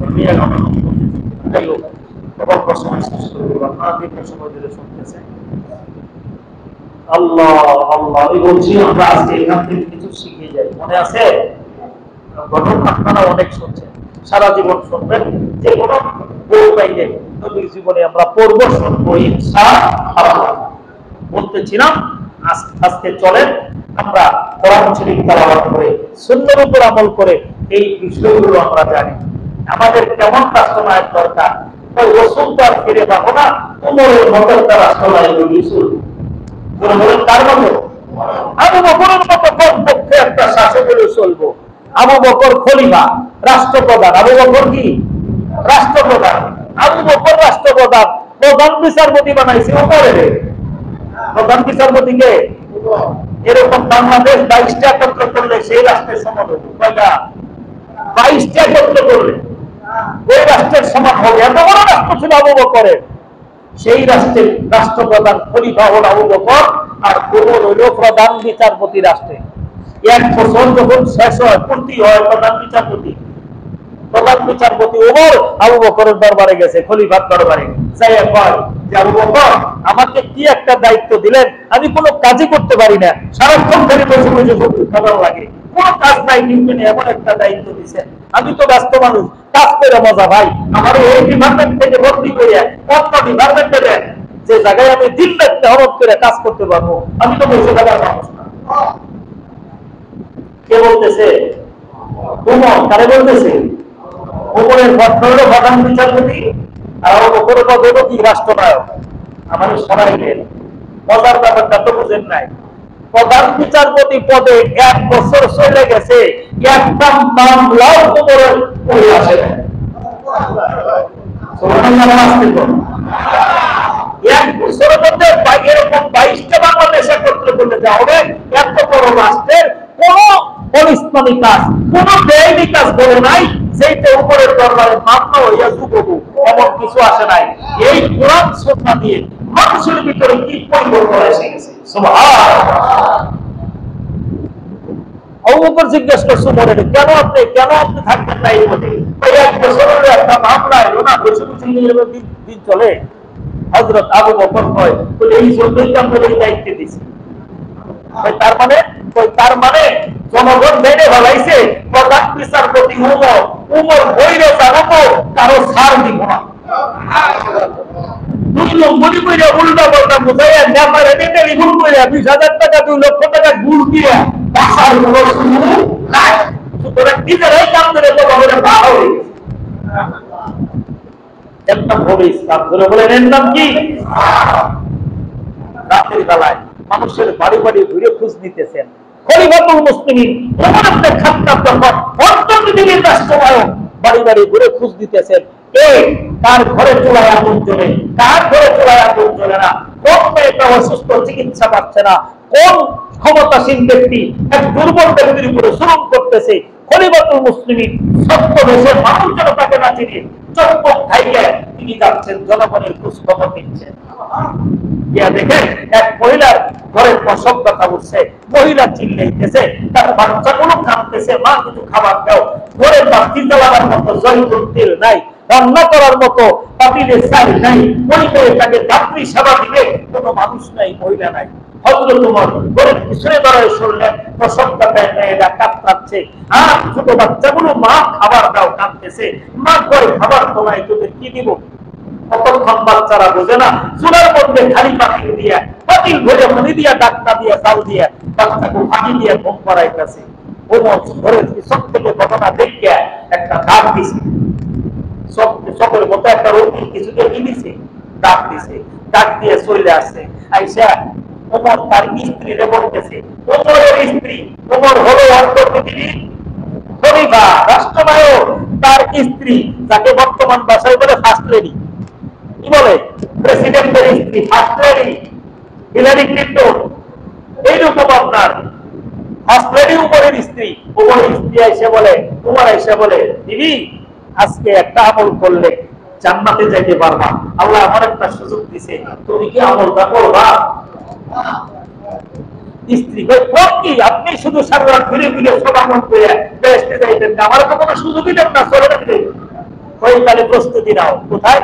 তোমার মন অনেক করে এখান থেকে মদিনার থেকে প্রসব ব্যথা উঠছে, সন্তান খালাসের মতো তার কোনো ব্যবস্থা নাই, কোনো সাহায্যকারী রাত্রি নাই, তুমি যা দরকার নিয়ে নাও। নিয়ে গেল। হযরত ওমর গেছে গোডাউনে, কোথায় গেছে? গোডাউনে। হযরত বেলালের গোডাউনের দায়িত্বে, এই বেলালের দায়িত্ব হচ্ছে কোন থেকে?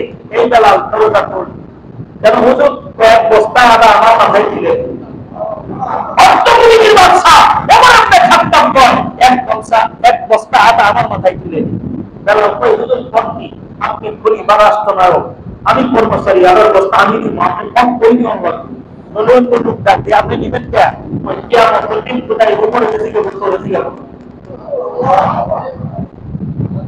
কোরআন সুন্নাহ যাদের দিলে আছে, কোরআন সুন্নাহ মতো যারা চলে, এরা যদি জাতিসংঘের মহাসচিব হয়, আল্লাহর ভয় তার দিলে থেকে দূর হয় না। যত বড় পদ, আল্লাহর ভয় বেশি। বেলাল দায়িত্বই এক বস্তা আদা উপরে মাথায় তুলে দিল, আদার বস্তানের উপর আগে আগে যায়, আর বিবি সন্তান খালাসের জিনিসপাতি নিয়ে পিছিয়ে পিছিয়ে যায়। যাইতে যাইতে ওই যে ডাক দিয়েছে ঘরের পিছিয়ে যায়, উপর আদার বস্তাটা ঘরের দরজায় নামাই দিয়ে পিছনায় দাঁড়াই দিয়েছে। ওই মহিলা তো ডাক পাচ্ছে, প্রসঙ্গটা তারও পাচ্ছে। ওমর ভয় কাটি স্ত্রী, তুমি যাও ভিতরে, যাই কাজটা সারো, বাচ্চাটা জন্ম নিলে আমার জানাইও। ওমর ঘরের পিছিয়ে বলবো দোয়া কোরআন শরীফ করতেছে, আল্লাহর কাছে দোয়া করতেছে, আল্লাহ এই মাকে প্রসব ব্যথা তুমি লাঘব করে একটা নেক সন্তান দাও, সুসন্তান দাও, সহজে খালাস করে দাও। ওমর কাবাগরের দিকে বসে সালাতুল হাজত নামাজ পড়ে দোয়া করতেছে। আর বিবি ঢুকছে কোথায়? রাত্রি হইয়া। বিবি গেছে তো ঘরের ভিতরে রাত্রি হইয়া, এইদিকে ঘরের ভিতর যায়, এই বাচ্চাগুলো কোথায় কাতরাইতেছে, একটু আদা গুলে রুটি বানায় বাচ্চাকে খাওয়াই ঘুম পাড়াই দিছে। ইতিমধ্যেই মেয়েটারও ওই মহিলাটারও একটু খাওয়াইছে, সন্তান প্রসব করতে শান্তি লাগে না, ক্ষুধার্ত ছিল তাকে খাওয়াইছে। কিছুক্ষণ পরে প্রসবটা বাইরে গেছে। ওমরের স্ত্রী সন্তান খালাস করিয়া পিছে নিয়ে আসছে, আইসে কয়, খলিফা একটা ছেলে সন্তান হয়েছে, চাঁদের চোখ করে। হযরত ওমর তার দুই কানে আযান দিলেন, ছেলে বলে সুবহানাল্লাহ, ডান কানে আযান, বাম কানে ইকামত দিলেন, ছেলেটার নাম রাখলেন আব্দুল্লাহ, সুবহানাল্লাহ। এক বস্তা আটা দিয়া খলিফার স্ত্রী বলে আসলেন যে তোমারই আটা ফুরাই গেলে খলিফার দরবারে যাইও, তুমি প্রতি মাসে মাসে পাবা, তোমার স্বামী নাই, বড় সন্তান নাই, তোমাকে রাষ্ট্রীয় ভাতা দেওয়া হবে, তুমি প্রতি মাসে মাসে যাইয়া রাষ্ট্রীয় ভাতা দিয়ে আবা। এই হলো রাষ্ট্রনায়ক যারা, তাদের দায়িত্ব। রাষ্ট্রের প্রধান যারা হবে, রাষ্ট্র পরিচালনা যারা হবে, তারা হবে জনগণের সেবক, জনগণের খামিল। চলেন কথার না বাড়ায় আমি আরেকটা হাদিস করছিলাম, ওই হাদিসটার যুবক ভাইদের উদ্দেশ্যে বলবো, তোমরা যদি একজন জান্নাতি বিবি পাইতে চাও, যেই স্ত্রী তোমার জীবন সুখময় হবে, যেই স্ত্রী দ্বারা তুমি সুখী জীবন পাবে, যেই স্ত্রী তোমাকে বেহেশতে নিয়ে যাবে, এমন স্ত্রী যদি তুমি ঘরে আনতে চাও, এমন মেয়েকে স্ত্রী বানায়, তাহলে তোমাকে কিছু কাজ করতে হবে। আপনারা যারা সন্তান বিয়ে করার নাই, তাদের জন্য বলছি যে পুত্রবধূ আপনার সেবা করে, আপনার খেদমত করবে, আপনাকে আপনার সাথে ভালো আচরণ করবে, সারা জীবন আপনার খেদমত করে কাটাবে, এমন পুত্রবধূ যদি চান তাহলে ওয়াজ আপনাদেরও জন্য। আর যুবক যদি চায় যে আমি একটা ভালো মহিলা, যে মহিলা আমাকে সাহায্য করে এই দুনিয়াতে সুখী একটা পরিবার উপহার দিবে আল্লাহর ওয়াস্তে, যেই মহিলা মৃত্যুর সময় আমার কাছে কাজে আসবে, যেই মহিলা আমার বেহেশতের সাথী হবে, এমন একটা মেয়ে আমি বিয়ে করতে চাই। এই দুই দলের জন্য আজকের আমাদের সেই দ্বিতীয় হাদিসটা বলবো দরকার আছে। রাসূল বলেন, সহিহ বুখারীতে আছে, মুসলিমে আছে, তুনতাহুল মারাতুল আরবাইন, তোমরা বিয়ে করো চার গুণ দেখা। কয় গুণ দেখা? আর রাসূলুল্লাহ বুখারী শরীফের হাদিস বলছি, একটা রাসূলের কথা না, আর ভাবেরও না, কথা রাসূলের কথাটা। ওই যে দুই জিনিসটা কি গেছে, কোরআন আর সুন্নাহ, এর বাইরে কোনো কথা হবে না। তোমরা বিয়ে করো চারটা গুণ দেখা। কয়টা গুণ দেখা? মুখস্থ করা লাগবে। এক নম্বরে মা, বলেন কি? সম্পদ। দুই নম্বরে বংশ, দুই নম্বরে কি? তিন নম্বরে সৌন্দর্য, তিন নম্বরে কি? যুবক রাখা আমরা পক্ষে তিন হলে এটা একটা পক্ষে মাল, বংশ, সৌন্দর্য। চার নম্বরে হলো দিনদারি, ধার্মিকতা। চার নম্বরে কি? দিনদারি বলছেন তো, ধার্মিকতা। কি ধার্মিকতা? তাহলে কয়টা হলো? বলেন, এক নম্বরে মাল, সম্পদ, দুই নম্বরে বংশ, তিন নম্বরে সৌন্দর্য, চার নম্বরে কি? দিনদারি, ধার্মিকতা। এই চারটা গুণ ক্লিয়ার করো। রাসূল বলেন, আসফার জাতের দিন তারা দিয়ে দাদা। রাসূল বলেন, সাহাবীরে, ওই বিশ্বের মুসলমানেরা, এই চার নম্বরটা প্রাধান্য দিবা দিনদারিতে। এই বিয়ে করবা পর্দানশীল কিনা, নামাজি কিনা, দিনদারি দেখে বিয়ে করো। মালের পিছনে যদি করো, দিনদারি না দেখো, বংশের পিছিয়ে করো, সৈয়দ বংশের দিনদারি নাই, সৌন্দর্য বিশ্ব সুন্দরী মগর দিনদারি নাই, ধ্বংস হবে তোমার দুনিয়া, ধ্বংস হবে তোমার আখিরাত। তাহলে দেখতে হবো কয়টা? প্রাধান্য দিব কোনটা? দিনদারি। প্রাধান্য দিব কোনটা? চার নম্বর দিনদারি, ধার্মিকতা। কোন প্রাধান্য দিব? ধার্মিকতার সাথে সুন্দরী আছে, মাশাআল্লাহ ভালো। ধার্মিকতার সাথে ভালো আছে, আরো ভালো। ধার্মিকতার সাথে বংশ আছে, আরো ভালো। কিন্তু সব আছে, ধার্মিকতা নাই, এটা পিছিয়ে যাওয়া যাবে। তাহলে তোমার সংসারে আগুন চলবে। 1500 বছর আগে বলে গেছেন মুহাম্মদ রাসূলুল্লাহ সাল্লাল্লাহু আলাইহি সাল্লাম, আজকে তোমার দুনির সাথে মিলে না কেন? পুত্রের বউ শাশুড়ি ঝগড়া কেন? পুত্রের বউ শাশুড়িরা বাপ দিতে চায় না কেন? তারপর স্ত্রী তোমার কথা মানে না কেন? ওই যে ভুল করছো, রাসূলের হাদিস মানো নাই, চারটার তিনটা দেখছো, আসলটা দেখো না। কথা বলো ঠিক ঠিক আছে? রাসূল বলে চার গুণ দেখে বিয়ে করো। এখন আপনার মেয়ে বিয়ে দিবেন, যার মেয়ে আছে, বিয়ে দিবেন কয় গুণ দেখে? এটা উপকারিতা আসছে। রাসূল বলেন, বিয়ে দিবা পাত্রের মধ্যে দুই গুণ আছে কিনা এটা দেখো। পুরো বলেন কয়টা? ছেলের মধ্যে গুণ দেখবো কয়টা? দুইটা। মুখস্থ করেন। মান তারদাউনা দীনাহু ওয়া খুলুকাহু, যেই ছেলে মুসলমান ছেলের মধ্যে দিনদারি আছে, ধর্ম আছে, তার চরিত্র ভালো, তার কাছে সুবহানাল্লাহ। নাইলে দুনিয়াতে ফিতনা হবে। তাহলে বিয়ে দিলের কি জামাইয়ের মধ্যে কয় গুণ দেখবো? এক নম্বরে দিনদারি, ধার্মিক কিনা, দুই নম্বরে চরিত্র ভালো কিনা। কথা দেখবো কাজা বিয়ের আলা ভাইছে, মেয়ের মায়ে জিজ্ঞেস করে বড় করে, ছেলে কেমন? কয় ভালো, চাকরি করে, বেতন পাই কত? কয় 1 লাখ টাকা। আর উপরি কামাই কত? মেয়ের মায়ে কি জিজ্ঞাসা? 1 লাখ টাকা তো চলবো না, আমার মায়ের দিব, আমার মেয়ের তো কসমেটিক লাগে 50,000 মাসে। উপরি কামাই কত? কোন উপরি কামাই আছে 1 লাখ 2-3, তাহলে চলবো। কয়টা গাড়ি লাগে তাও দিব। আলাপ করো, জোরে করতে কিনা? তো মেয়ের মায়ে যদি এটা কয়, তাহলে এই জামাই ঘুষ খাবো না কি খাবো? কথা বুঝেন নাই? সম্মানিত দিনী ভাইরা আমার, আমরা এক সাহাবী প্রশ্ন করলেন, ইয়া রাসূলুল্লাহ, ছেলেটার দিনদারি আছে, ছেলেটার চরিত্র ভালো, যদি অন্য কোনো দোষ থাকে? রাসূল বলেন, অন্য দোষ থাকলেও দিয়ে দেন। দিনদারি আছে, চরিত্র ভালো, দিয়ে দাও। সাহাবী আবার প্রশ্ন করছে, ইয়া রাসূলুল্লাহ, যদি অন্য দোষ থাকে? রাসূল বললেন, তাও দিয়ে দাও। আবার প্রশ্ন করছে সাহাবী, ইয়া রাসূলুল্লাহ, দিনদারিও বলো, নামাজি ঠিক আছে, চরিত্রও বলা, কোনো স্পট নাই, কিন্তু অন্য দোষ যদি থাকে? রাসূল বলেন, তাও দিয়ে দাও। হাদিসের ব্যাখ্যায় লেখছে, যেই ছেলেটার দিনদারি ভালো, বাক্কা নামাজি, দিন মতো চলে, যেই ছেলেটার চরিত্র ভালো, অন্য দোষ থাকলেও বেশি নিন্দা করা হয়। আমরা খালি দেখি মার কামাই কত, যার জন্য অশান্তি।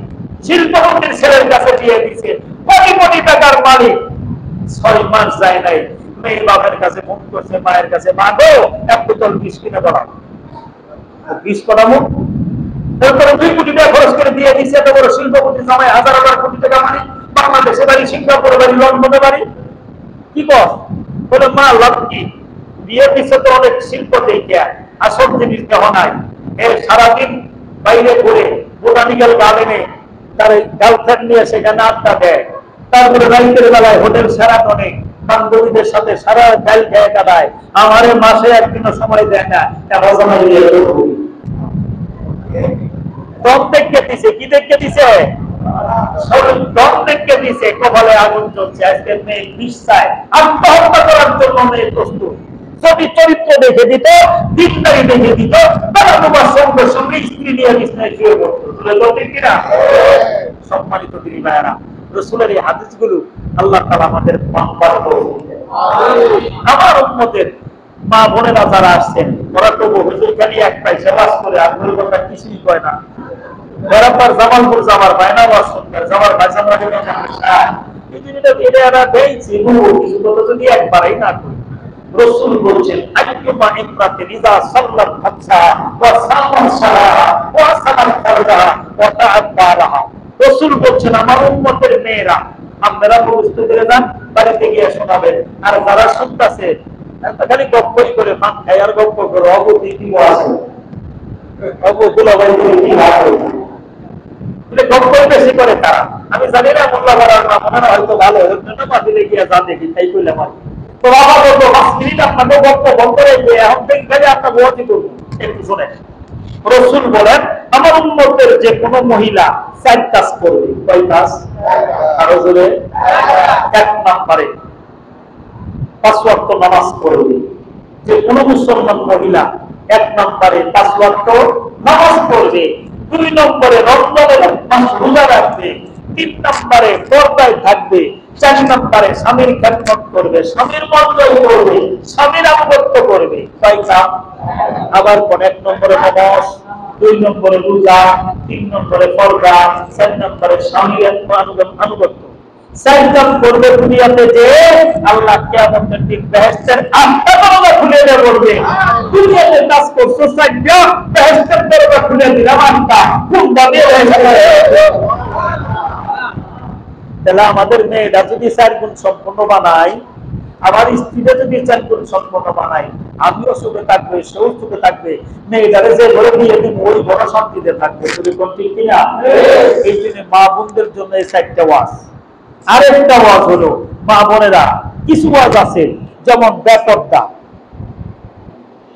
পর্দা করা ফরজে ফরজ, মহিলাদের জন্য ফরজ আইন, পর্দা করা কি ফরজ। যেই মহিলা পর্দা করে, আল্লাহ মাফ করুক, তার কোন ইবাদত আল্লাহর দরবারে কবুল হবে না। এই জন্য মা পর্দা করো। আমাদের দেশে অনেক মহিলা গ্রুপ লাভ করে, গ্রুপ লাভ, গুরুরা কাটতে চাইতে চিকন করে শুরু করে, আছে কি নাই?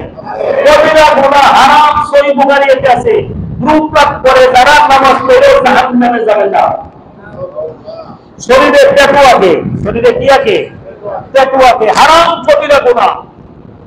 4 নম্বরে 9টা চুল কাটে, ছেলেদের মতো চুল কাটে মেয়েরা, আর মেয়েদের মতো চুল কাটে, চুল রাখে ছেলেরা। কবিরা গুনাহ হারাম।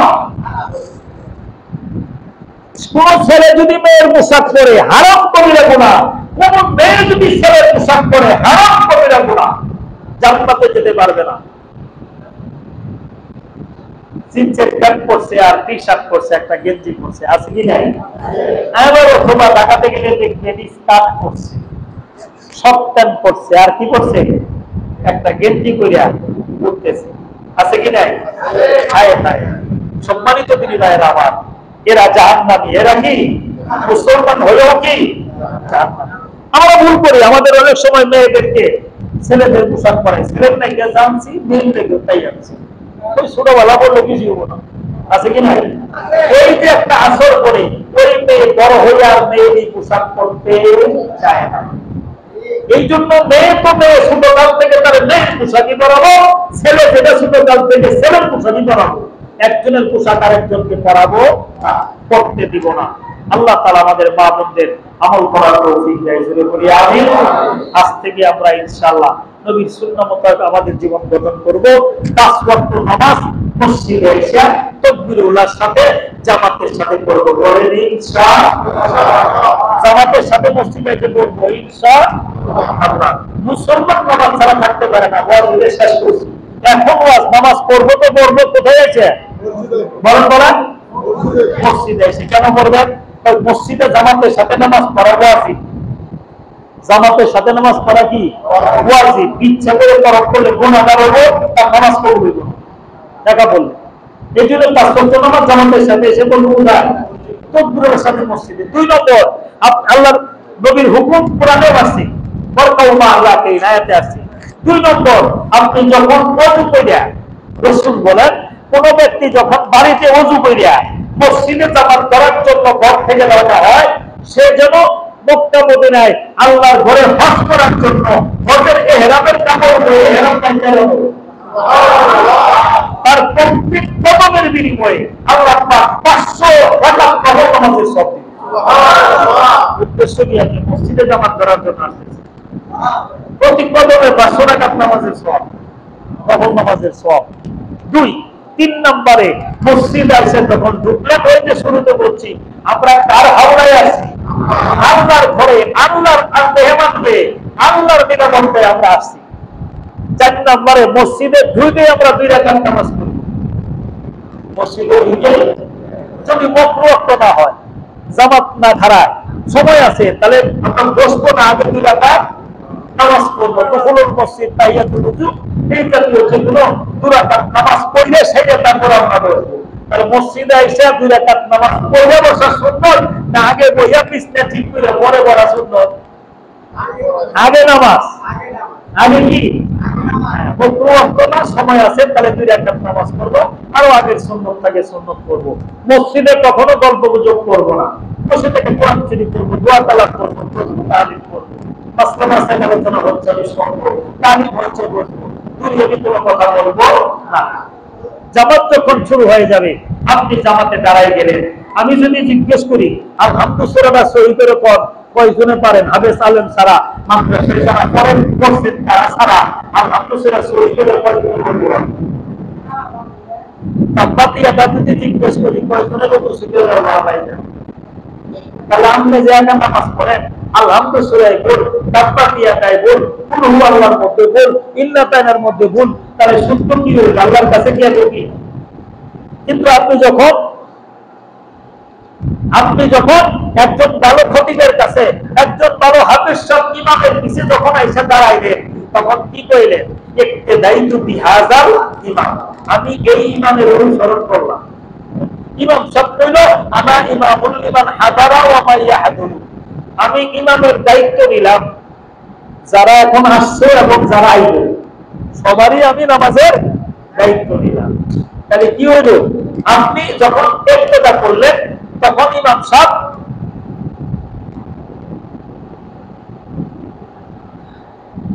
আপনি যখন ইক্তেদা করলেন, তখনই আপনার নামাজের দায়িত্বটা অধিকাংশ ইমাম সাহেবের উপরে চলে গেল, ইমাম সাহেব নিয়ে নিল। আলহামদুলিল্লাহ ইমাম সাহেব পড়বো, আপনি শুনবেন, আপনার পড়াই লাগবে না, তাহলে কোন জায়গায় কথা পায় না? জামাতের সঙ্গে নামাজ পড়লে আপনার পড়া লাগবে, কোন জায়গায়? তাপমা দিয়ে আপনার ভোরনি লাগবে না, তাহলে কোন জায়গায়? তাহলে বাড়িতে একা একা নামাজ পড়লে লাভ না মসজিদে এসে নামাজ পড়লে লাভ? 4 নম্বরে, জামাতের সাথে নামাজ পড়লে 27 গুণ সওয়াব বেশি। বাড়িতে বলবেন 2 রাকাত, আর এনে পাবেন 27 গুণ সওয়াব বেশি। বাড়িতে বলে যা পাইলেন তার চেয়ে 27 গুণ বেশি পাবেন মসজিদে এসে নামাজ পড়া। ঠিক আছে? 5 নম্বরে জামাতের সাথে নামাজ পড়তেছেন, এর মধ্যে কেউ না কেউ আল্লাহর প্রিয় বান্দা, পছন্দ বান্দা আছে। ওই এক জামাতে এক ইমামের সাথে আমরা বাইতে গেছি জামাতে, একজন আল্লাহওয়ালা যদি জামাতের মধ্যে থাকে তার ওসিলায় গোটা জামাতের নামাজ আল্লাহ কবুল করে। আপনার গাড়িটা নষ্ট হয়ে গেছে, জামাত করে যাইতে পারতেছেন না। ঠিক আছে? গাড়িটা নামাজ পড়তে নিলে ঠিক করানো যাবো না, ও তো বাধাই করে নেওয়া যাবো না। চলে যাবেন আমাদের সামনে গাড়ি আছে, ওনার গাড়িটা ভালো, উনি জমা করতে গেছে, আপনার নষ্ট গাড়িটা ওনার গাড়ির সাথে শক্ত বেশিতে বাইতে দিলেন, তাইলে নিয়ে যাবো কি যাবো না? ইমাম সাহেবের সহি নামাজের সাথে আমার বাংলা নামাজটা একটা বাইতে বিহাদার ইমামের রশিদে বাইতে দিছি, ওই বাংলা নামাজটা সহি নামাজের সাথে জান্নাতে চলে। আমি কিভাবে বললে আপনারা বুঝবেন আর আমার জানা নাই। এই জন্য আর কথা বাড়াবো না। একটা সিনেমাসের যে হুজুর খানিকটা হেসের ওয়াজ করলেন, জাহান্নামের কথা কিছুই বললেন না। না, আজকে বলার সময় নেই, শুধু একটা কথা, রাসূল বলছেন আমার উম্মতের নারীদেরকে অধিকাংশ আমি দেখলাম তারা জাহান্নাম। মেরাজে গিয়ে রাসূল দেখছেন জাহান্নাম যখন পরিদর্শন করে আমার উম্মতের অধিকাংশ মেয়েরাই জাহান্নামে যাবে। আরো বলে বল, আরো বলে।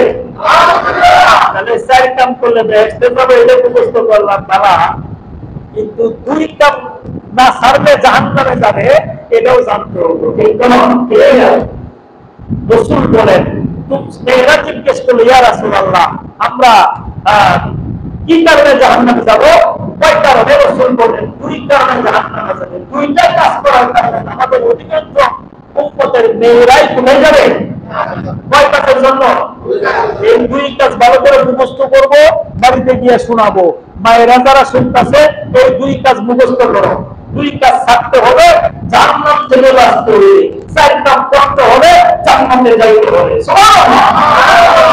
এবার বলেন রাসূল বলেন 1 নম্বরে তোমরা যে জাহান্নামে যাবা 2 কাজের প্রথম কাজ হলো ইন তাকফুরুল আশিরা, তোমরা স্বামীর অবাধ্য। যে মেয়েরা স্বামীর অবাধ্য, স্বামী কতগুলি চকুলনি মারে, স্বামী কতগুলি গড়গড়ে উঠে, স্বামী যাবার পর ডান্ডি খেয়ে যায় উত্তর দিকে, আছে কি নাই? এরা যাবে জাহান্নাম। স্বামীর অবাধ্য যারা তারা যাবে গো। স্বামীর অবাধ্য অনেক মহিলা নামাজ পড়ে, রোজা করে, তসবিহ করে, তবে স্বামী কিছু করে বেড়ায় উঠে, স্বামী ডাকলে আয় না, এই এক গ্লাস পানি দাও না, তো তাই ভেবে খাবার নেয় না, আপনি মনে লাগছে আছে কি নাই? এই জাতীয় কথা যে মেয়েরা বলে, তুমি যতক্ষণ তোমার স্বামী তোমার উপর সন্তুষ্ট না হবে তার পরবার সাকাত কোরআন চেক করো, তোমার কোন আবাদত জান্নাত দরবার কবুল হবে না। রাসূল বলেন আমার উম্মতের অধিকাংশ মেয়েরা জাহান্নামে যাবে কয় কারণে? 1 নাম্বার স্বামীর অবাধ্য হয় যারা, তারা যাবে জাহান্নাম। 2 নম্বর কারণ অতুক্তিরনা লানা, নারী জাতি তোমরা কথায় কথায় খালি মানুষের অভিশাপ করো। কি দাও? অভিশাপ দেয়। আল্লাহ হেল্প করে, খোদা হেল্প করে, পুরো তাদের একটা বিরক্তি বাড়া তাই সাক্ষাৎ করে বলে করে এবার পয়সা কোনো বাড়া নাই, অভিশাপ দেয় কি দেয় না? নিজের ফোটার অভিশাপ দেয়। নিজের ফেটে সন্তান 10 মাস গর্ভধারণ করছে, 16 বছর ধরে ফুলারে পড়াই যাচ্ছে নিজে না খাইয়া, এই ফুলাই একটু বেয়াদিন করছে, হঠাৎ করে ভুল করছে, ফুলারে কয় তুই পড়া আস না, তোর না দিই কয় কি কয় না, খারাপ বলেছেন কয় কি কয় না। এই শোনেন, মা বাবা যখন সন্তানের ফতোয়া দেয় ফেরেশতারা কয় আমি, মায়ের কয় তুই পড়া আস না, ফেরেশতারা কয় আমি। মায়ের মেয়ে গালি দেয়, তোর জীবনে শোনার কি করে খাওয়া পানি তোর কপালে করে ভাত নাই, ফেরেশতারা কয় আল্লাহুম্মা আমিন। মায়ে ফুলারে কয় তোর জীবনে মেট্রিক পাস করে কপালে জুটবো, তুই পাস করা আমি না, ফেরেশতারা কয় আল্লাহুম্মা আমিন। তাহলে আমাদের ক্লাসে মেট্রিক ফেল করছেন, কপালটা আপনি খাইছো, আপনার মেয়ে যে বড় ভাইকে ঘুরে আইছে, কপালটা আপনার বন্ধু তাই তো আপনি। কথা বুঝতে পারছেন? এই জন্য মেয়েরা জাহান্নাম থেকে বাঁচবে কয় কাজ ছাড়লে? 1 নম্বরে স্বামীর অবাধ্য যমুনা, 2 নম্বরে অভিশপ্ত যমুনা। চলো বলে কি দেওয়া যাবে না? আল্লাহ তাআলা আমাদের মা বোনদের আমল করার তৌফিক দেন। সম্মানিত দিনী ভাইয়েরা আমার, বেশি বেশি করে আমরা ইস্তেগফার করব, তওবা করব, বেশি বেশি করে কি করব? ইস্তেগফার করব, তওবা করব। চলতেছেন ফিরতেছেন আস্তাগফিরুল্লাহ আস্তাগফিরুল্লাহ আস্তাগফিরুল্লাহ, বেশি বেশি করে তওবা করব। জিকিরের মতো তওবাকে জীবনে সাথী বানাই। যখনই সময় পাই তখনই বেশি বেশি করে উৎসর্গ করব। রবিউল আউয়াল মাসে আমাদের করণীয় কাজ রাসূলের আদর্শ জীবনী পড়া আর আদর্শ শিক্ষা আমল করা। 2 নম্বর কাজ হলো রাসূল সোমবারে বৃহস্পতিবারে রোজা থাকছে। আজকে এই যে যারা এত বড় মিছিল করতেছিলেন বুঝাইলো, তারা রোজা আছে কয়জন? আছে যে রাসূল তুমি দাবি করবা রাসূল সোমবারে রোজা রাখছে, বৃহস্পতিবার রোজা রাখছে, তুমি ফরজ রোজার উপরে রোজা করো না, তখন রোজার কাছে গেছে আমরা গাড়ি দিয়ে পর গ্যাস্ট্রিকে আছে তুমি আছে যে রাসূল। এই জন্য রবিউল আউয়াল মাসে আমাদের কি করতে হবে? অভ্যাস করতে হবে। এই মাস থেকে সারা বছর সপ্তাহে 2 দিন রোজা, সোমবার আর বৃহস্পতিবার রোজা। রাসূলের সুন্নাহগুলি যত্ন সহকারে আমল করা। 4 নম্বরে রাসূলের উপর বেশি বেশি দরুদ শরীফ পড়া। আল্লাহ তাআলা আমাদের তৌফিক কবুল করে। আপনাদের সকলকে ধন্যবাদ জানাচ্ছি। আজকের কথাগুলি আপনাকে আমাকে সবাইকে আমল করার তৌফিক দেন বলি আমি।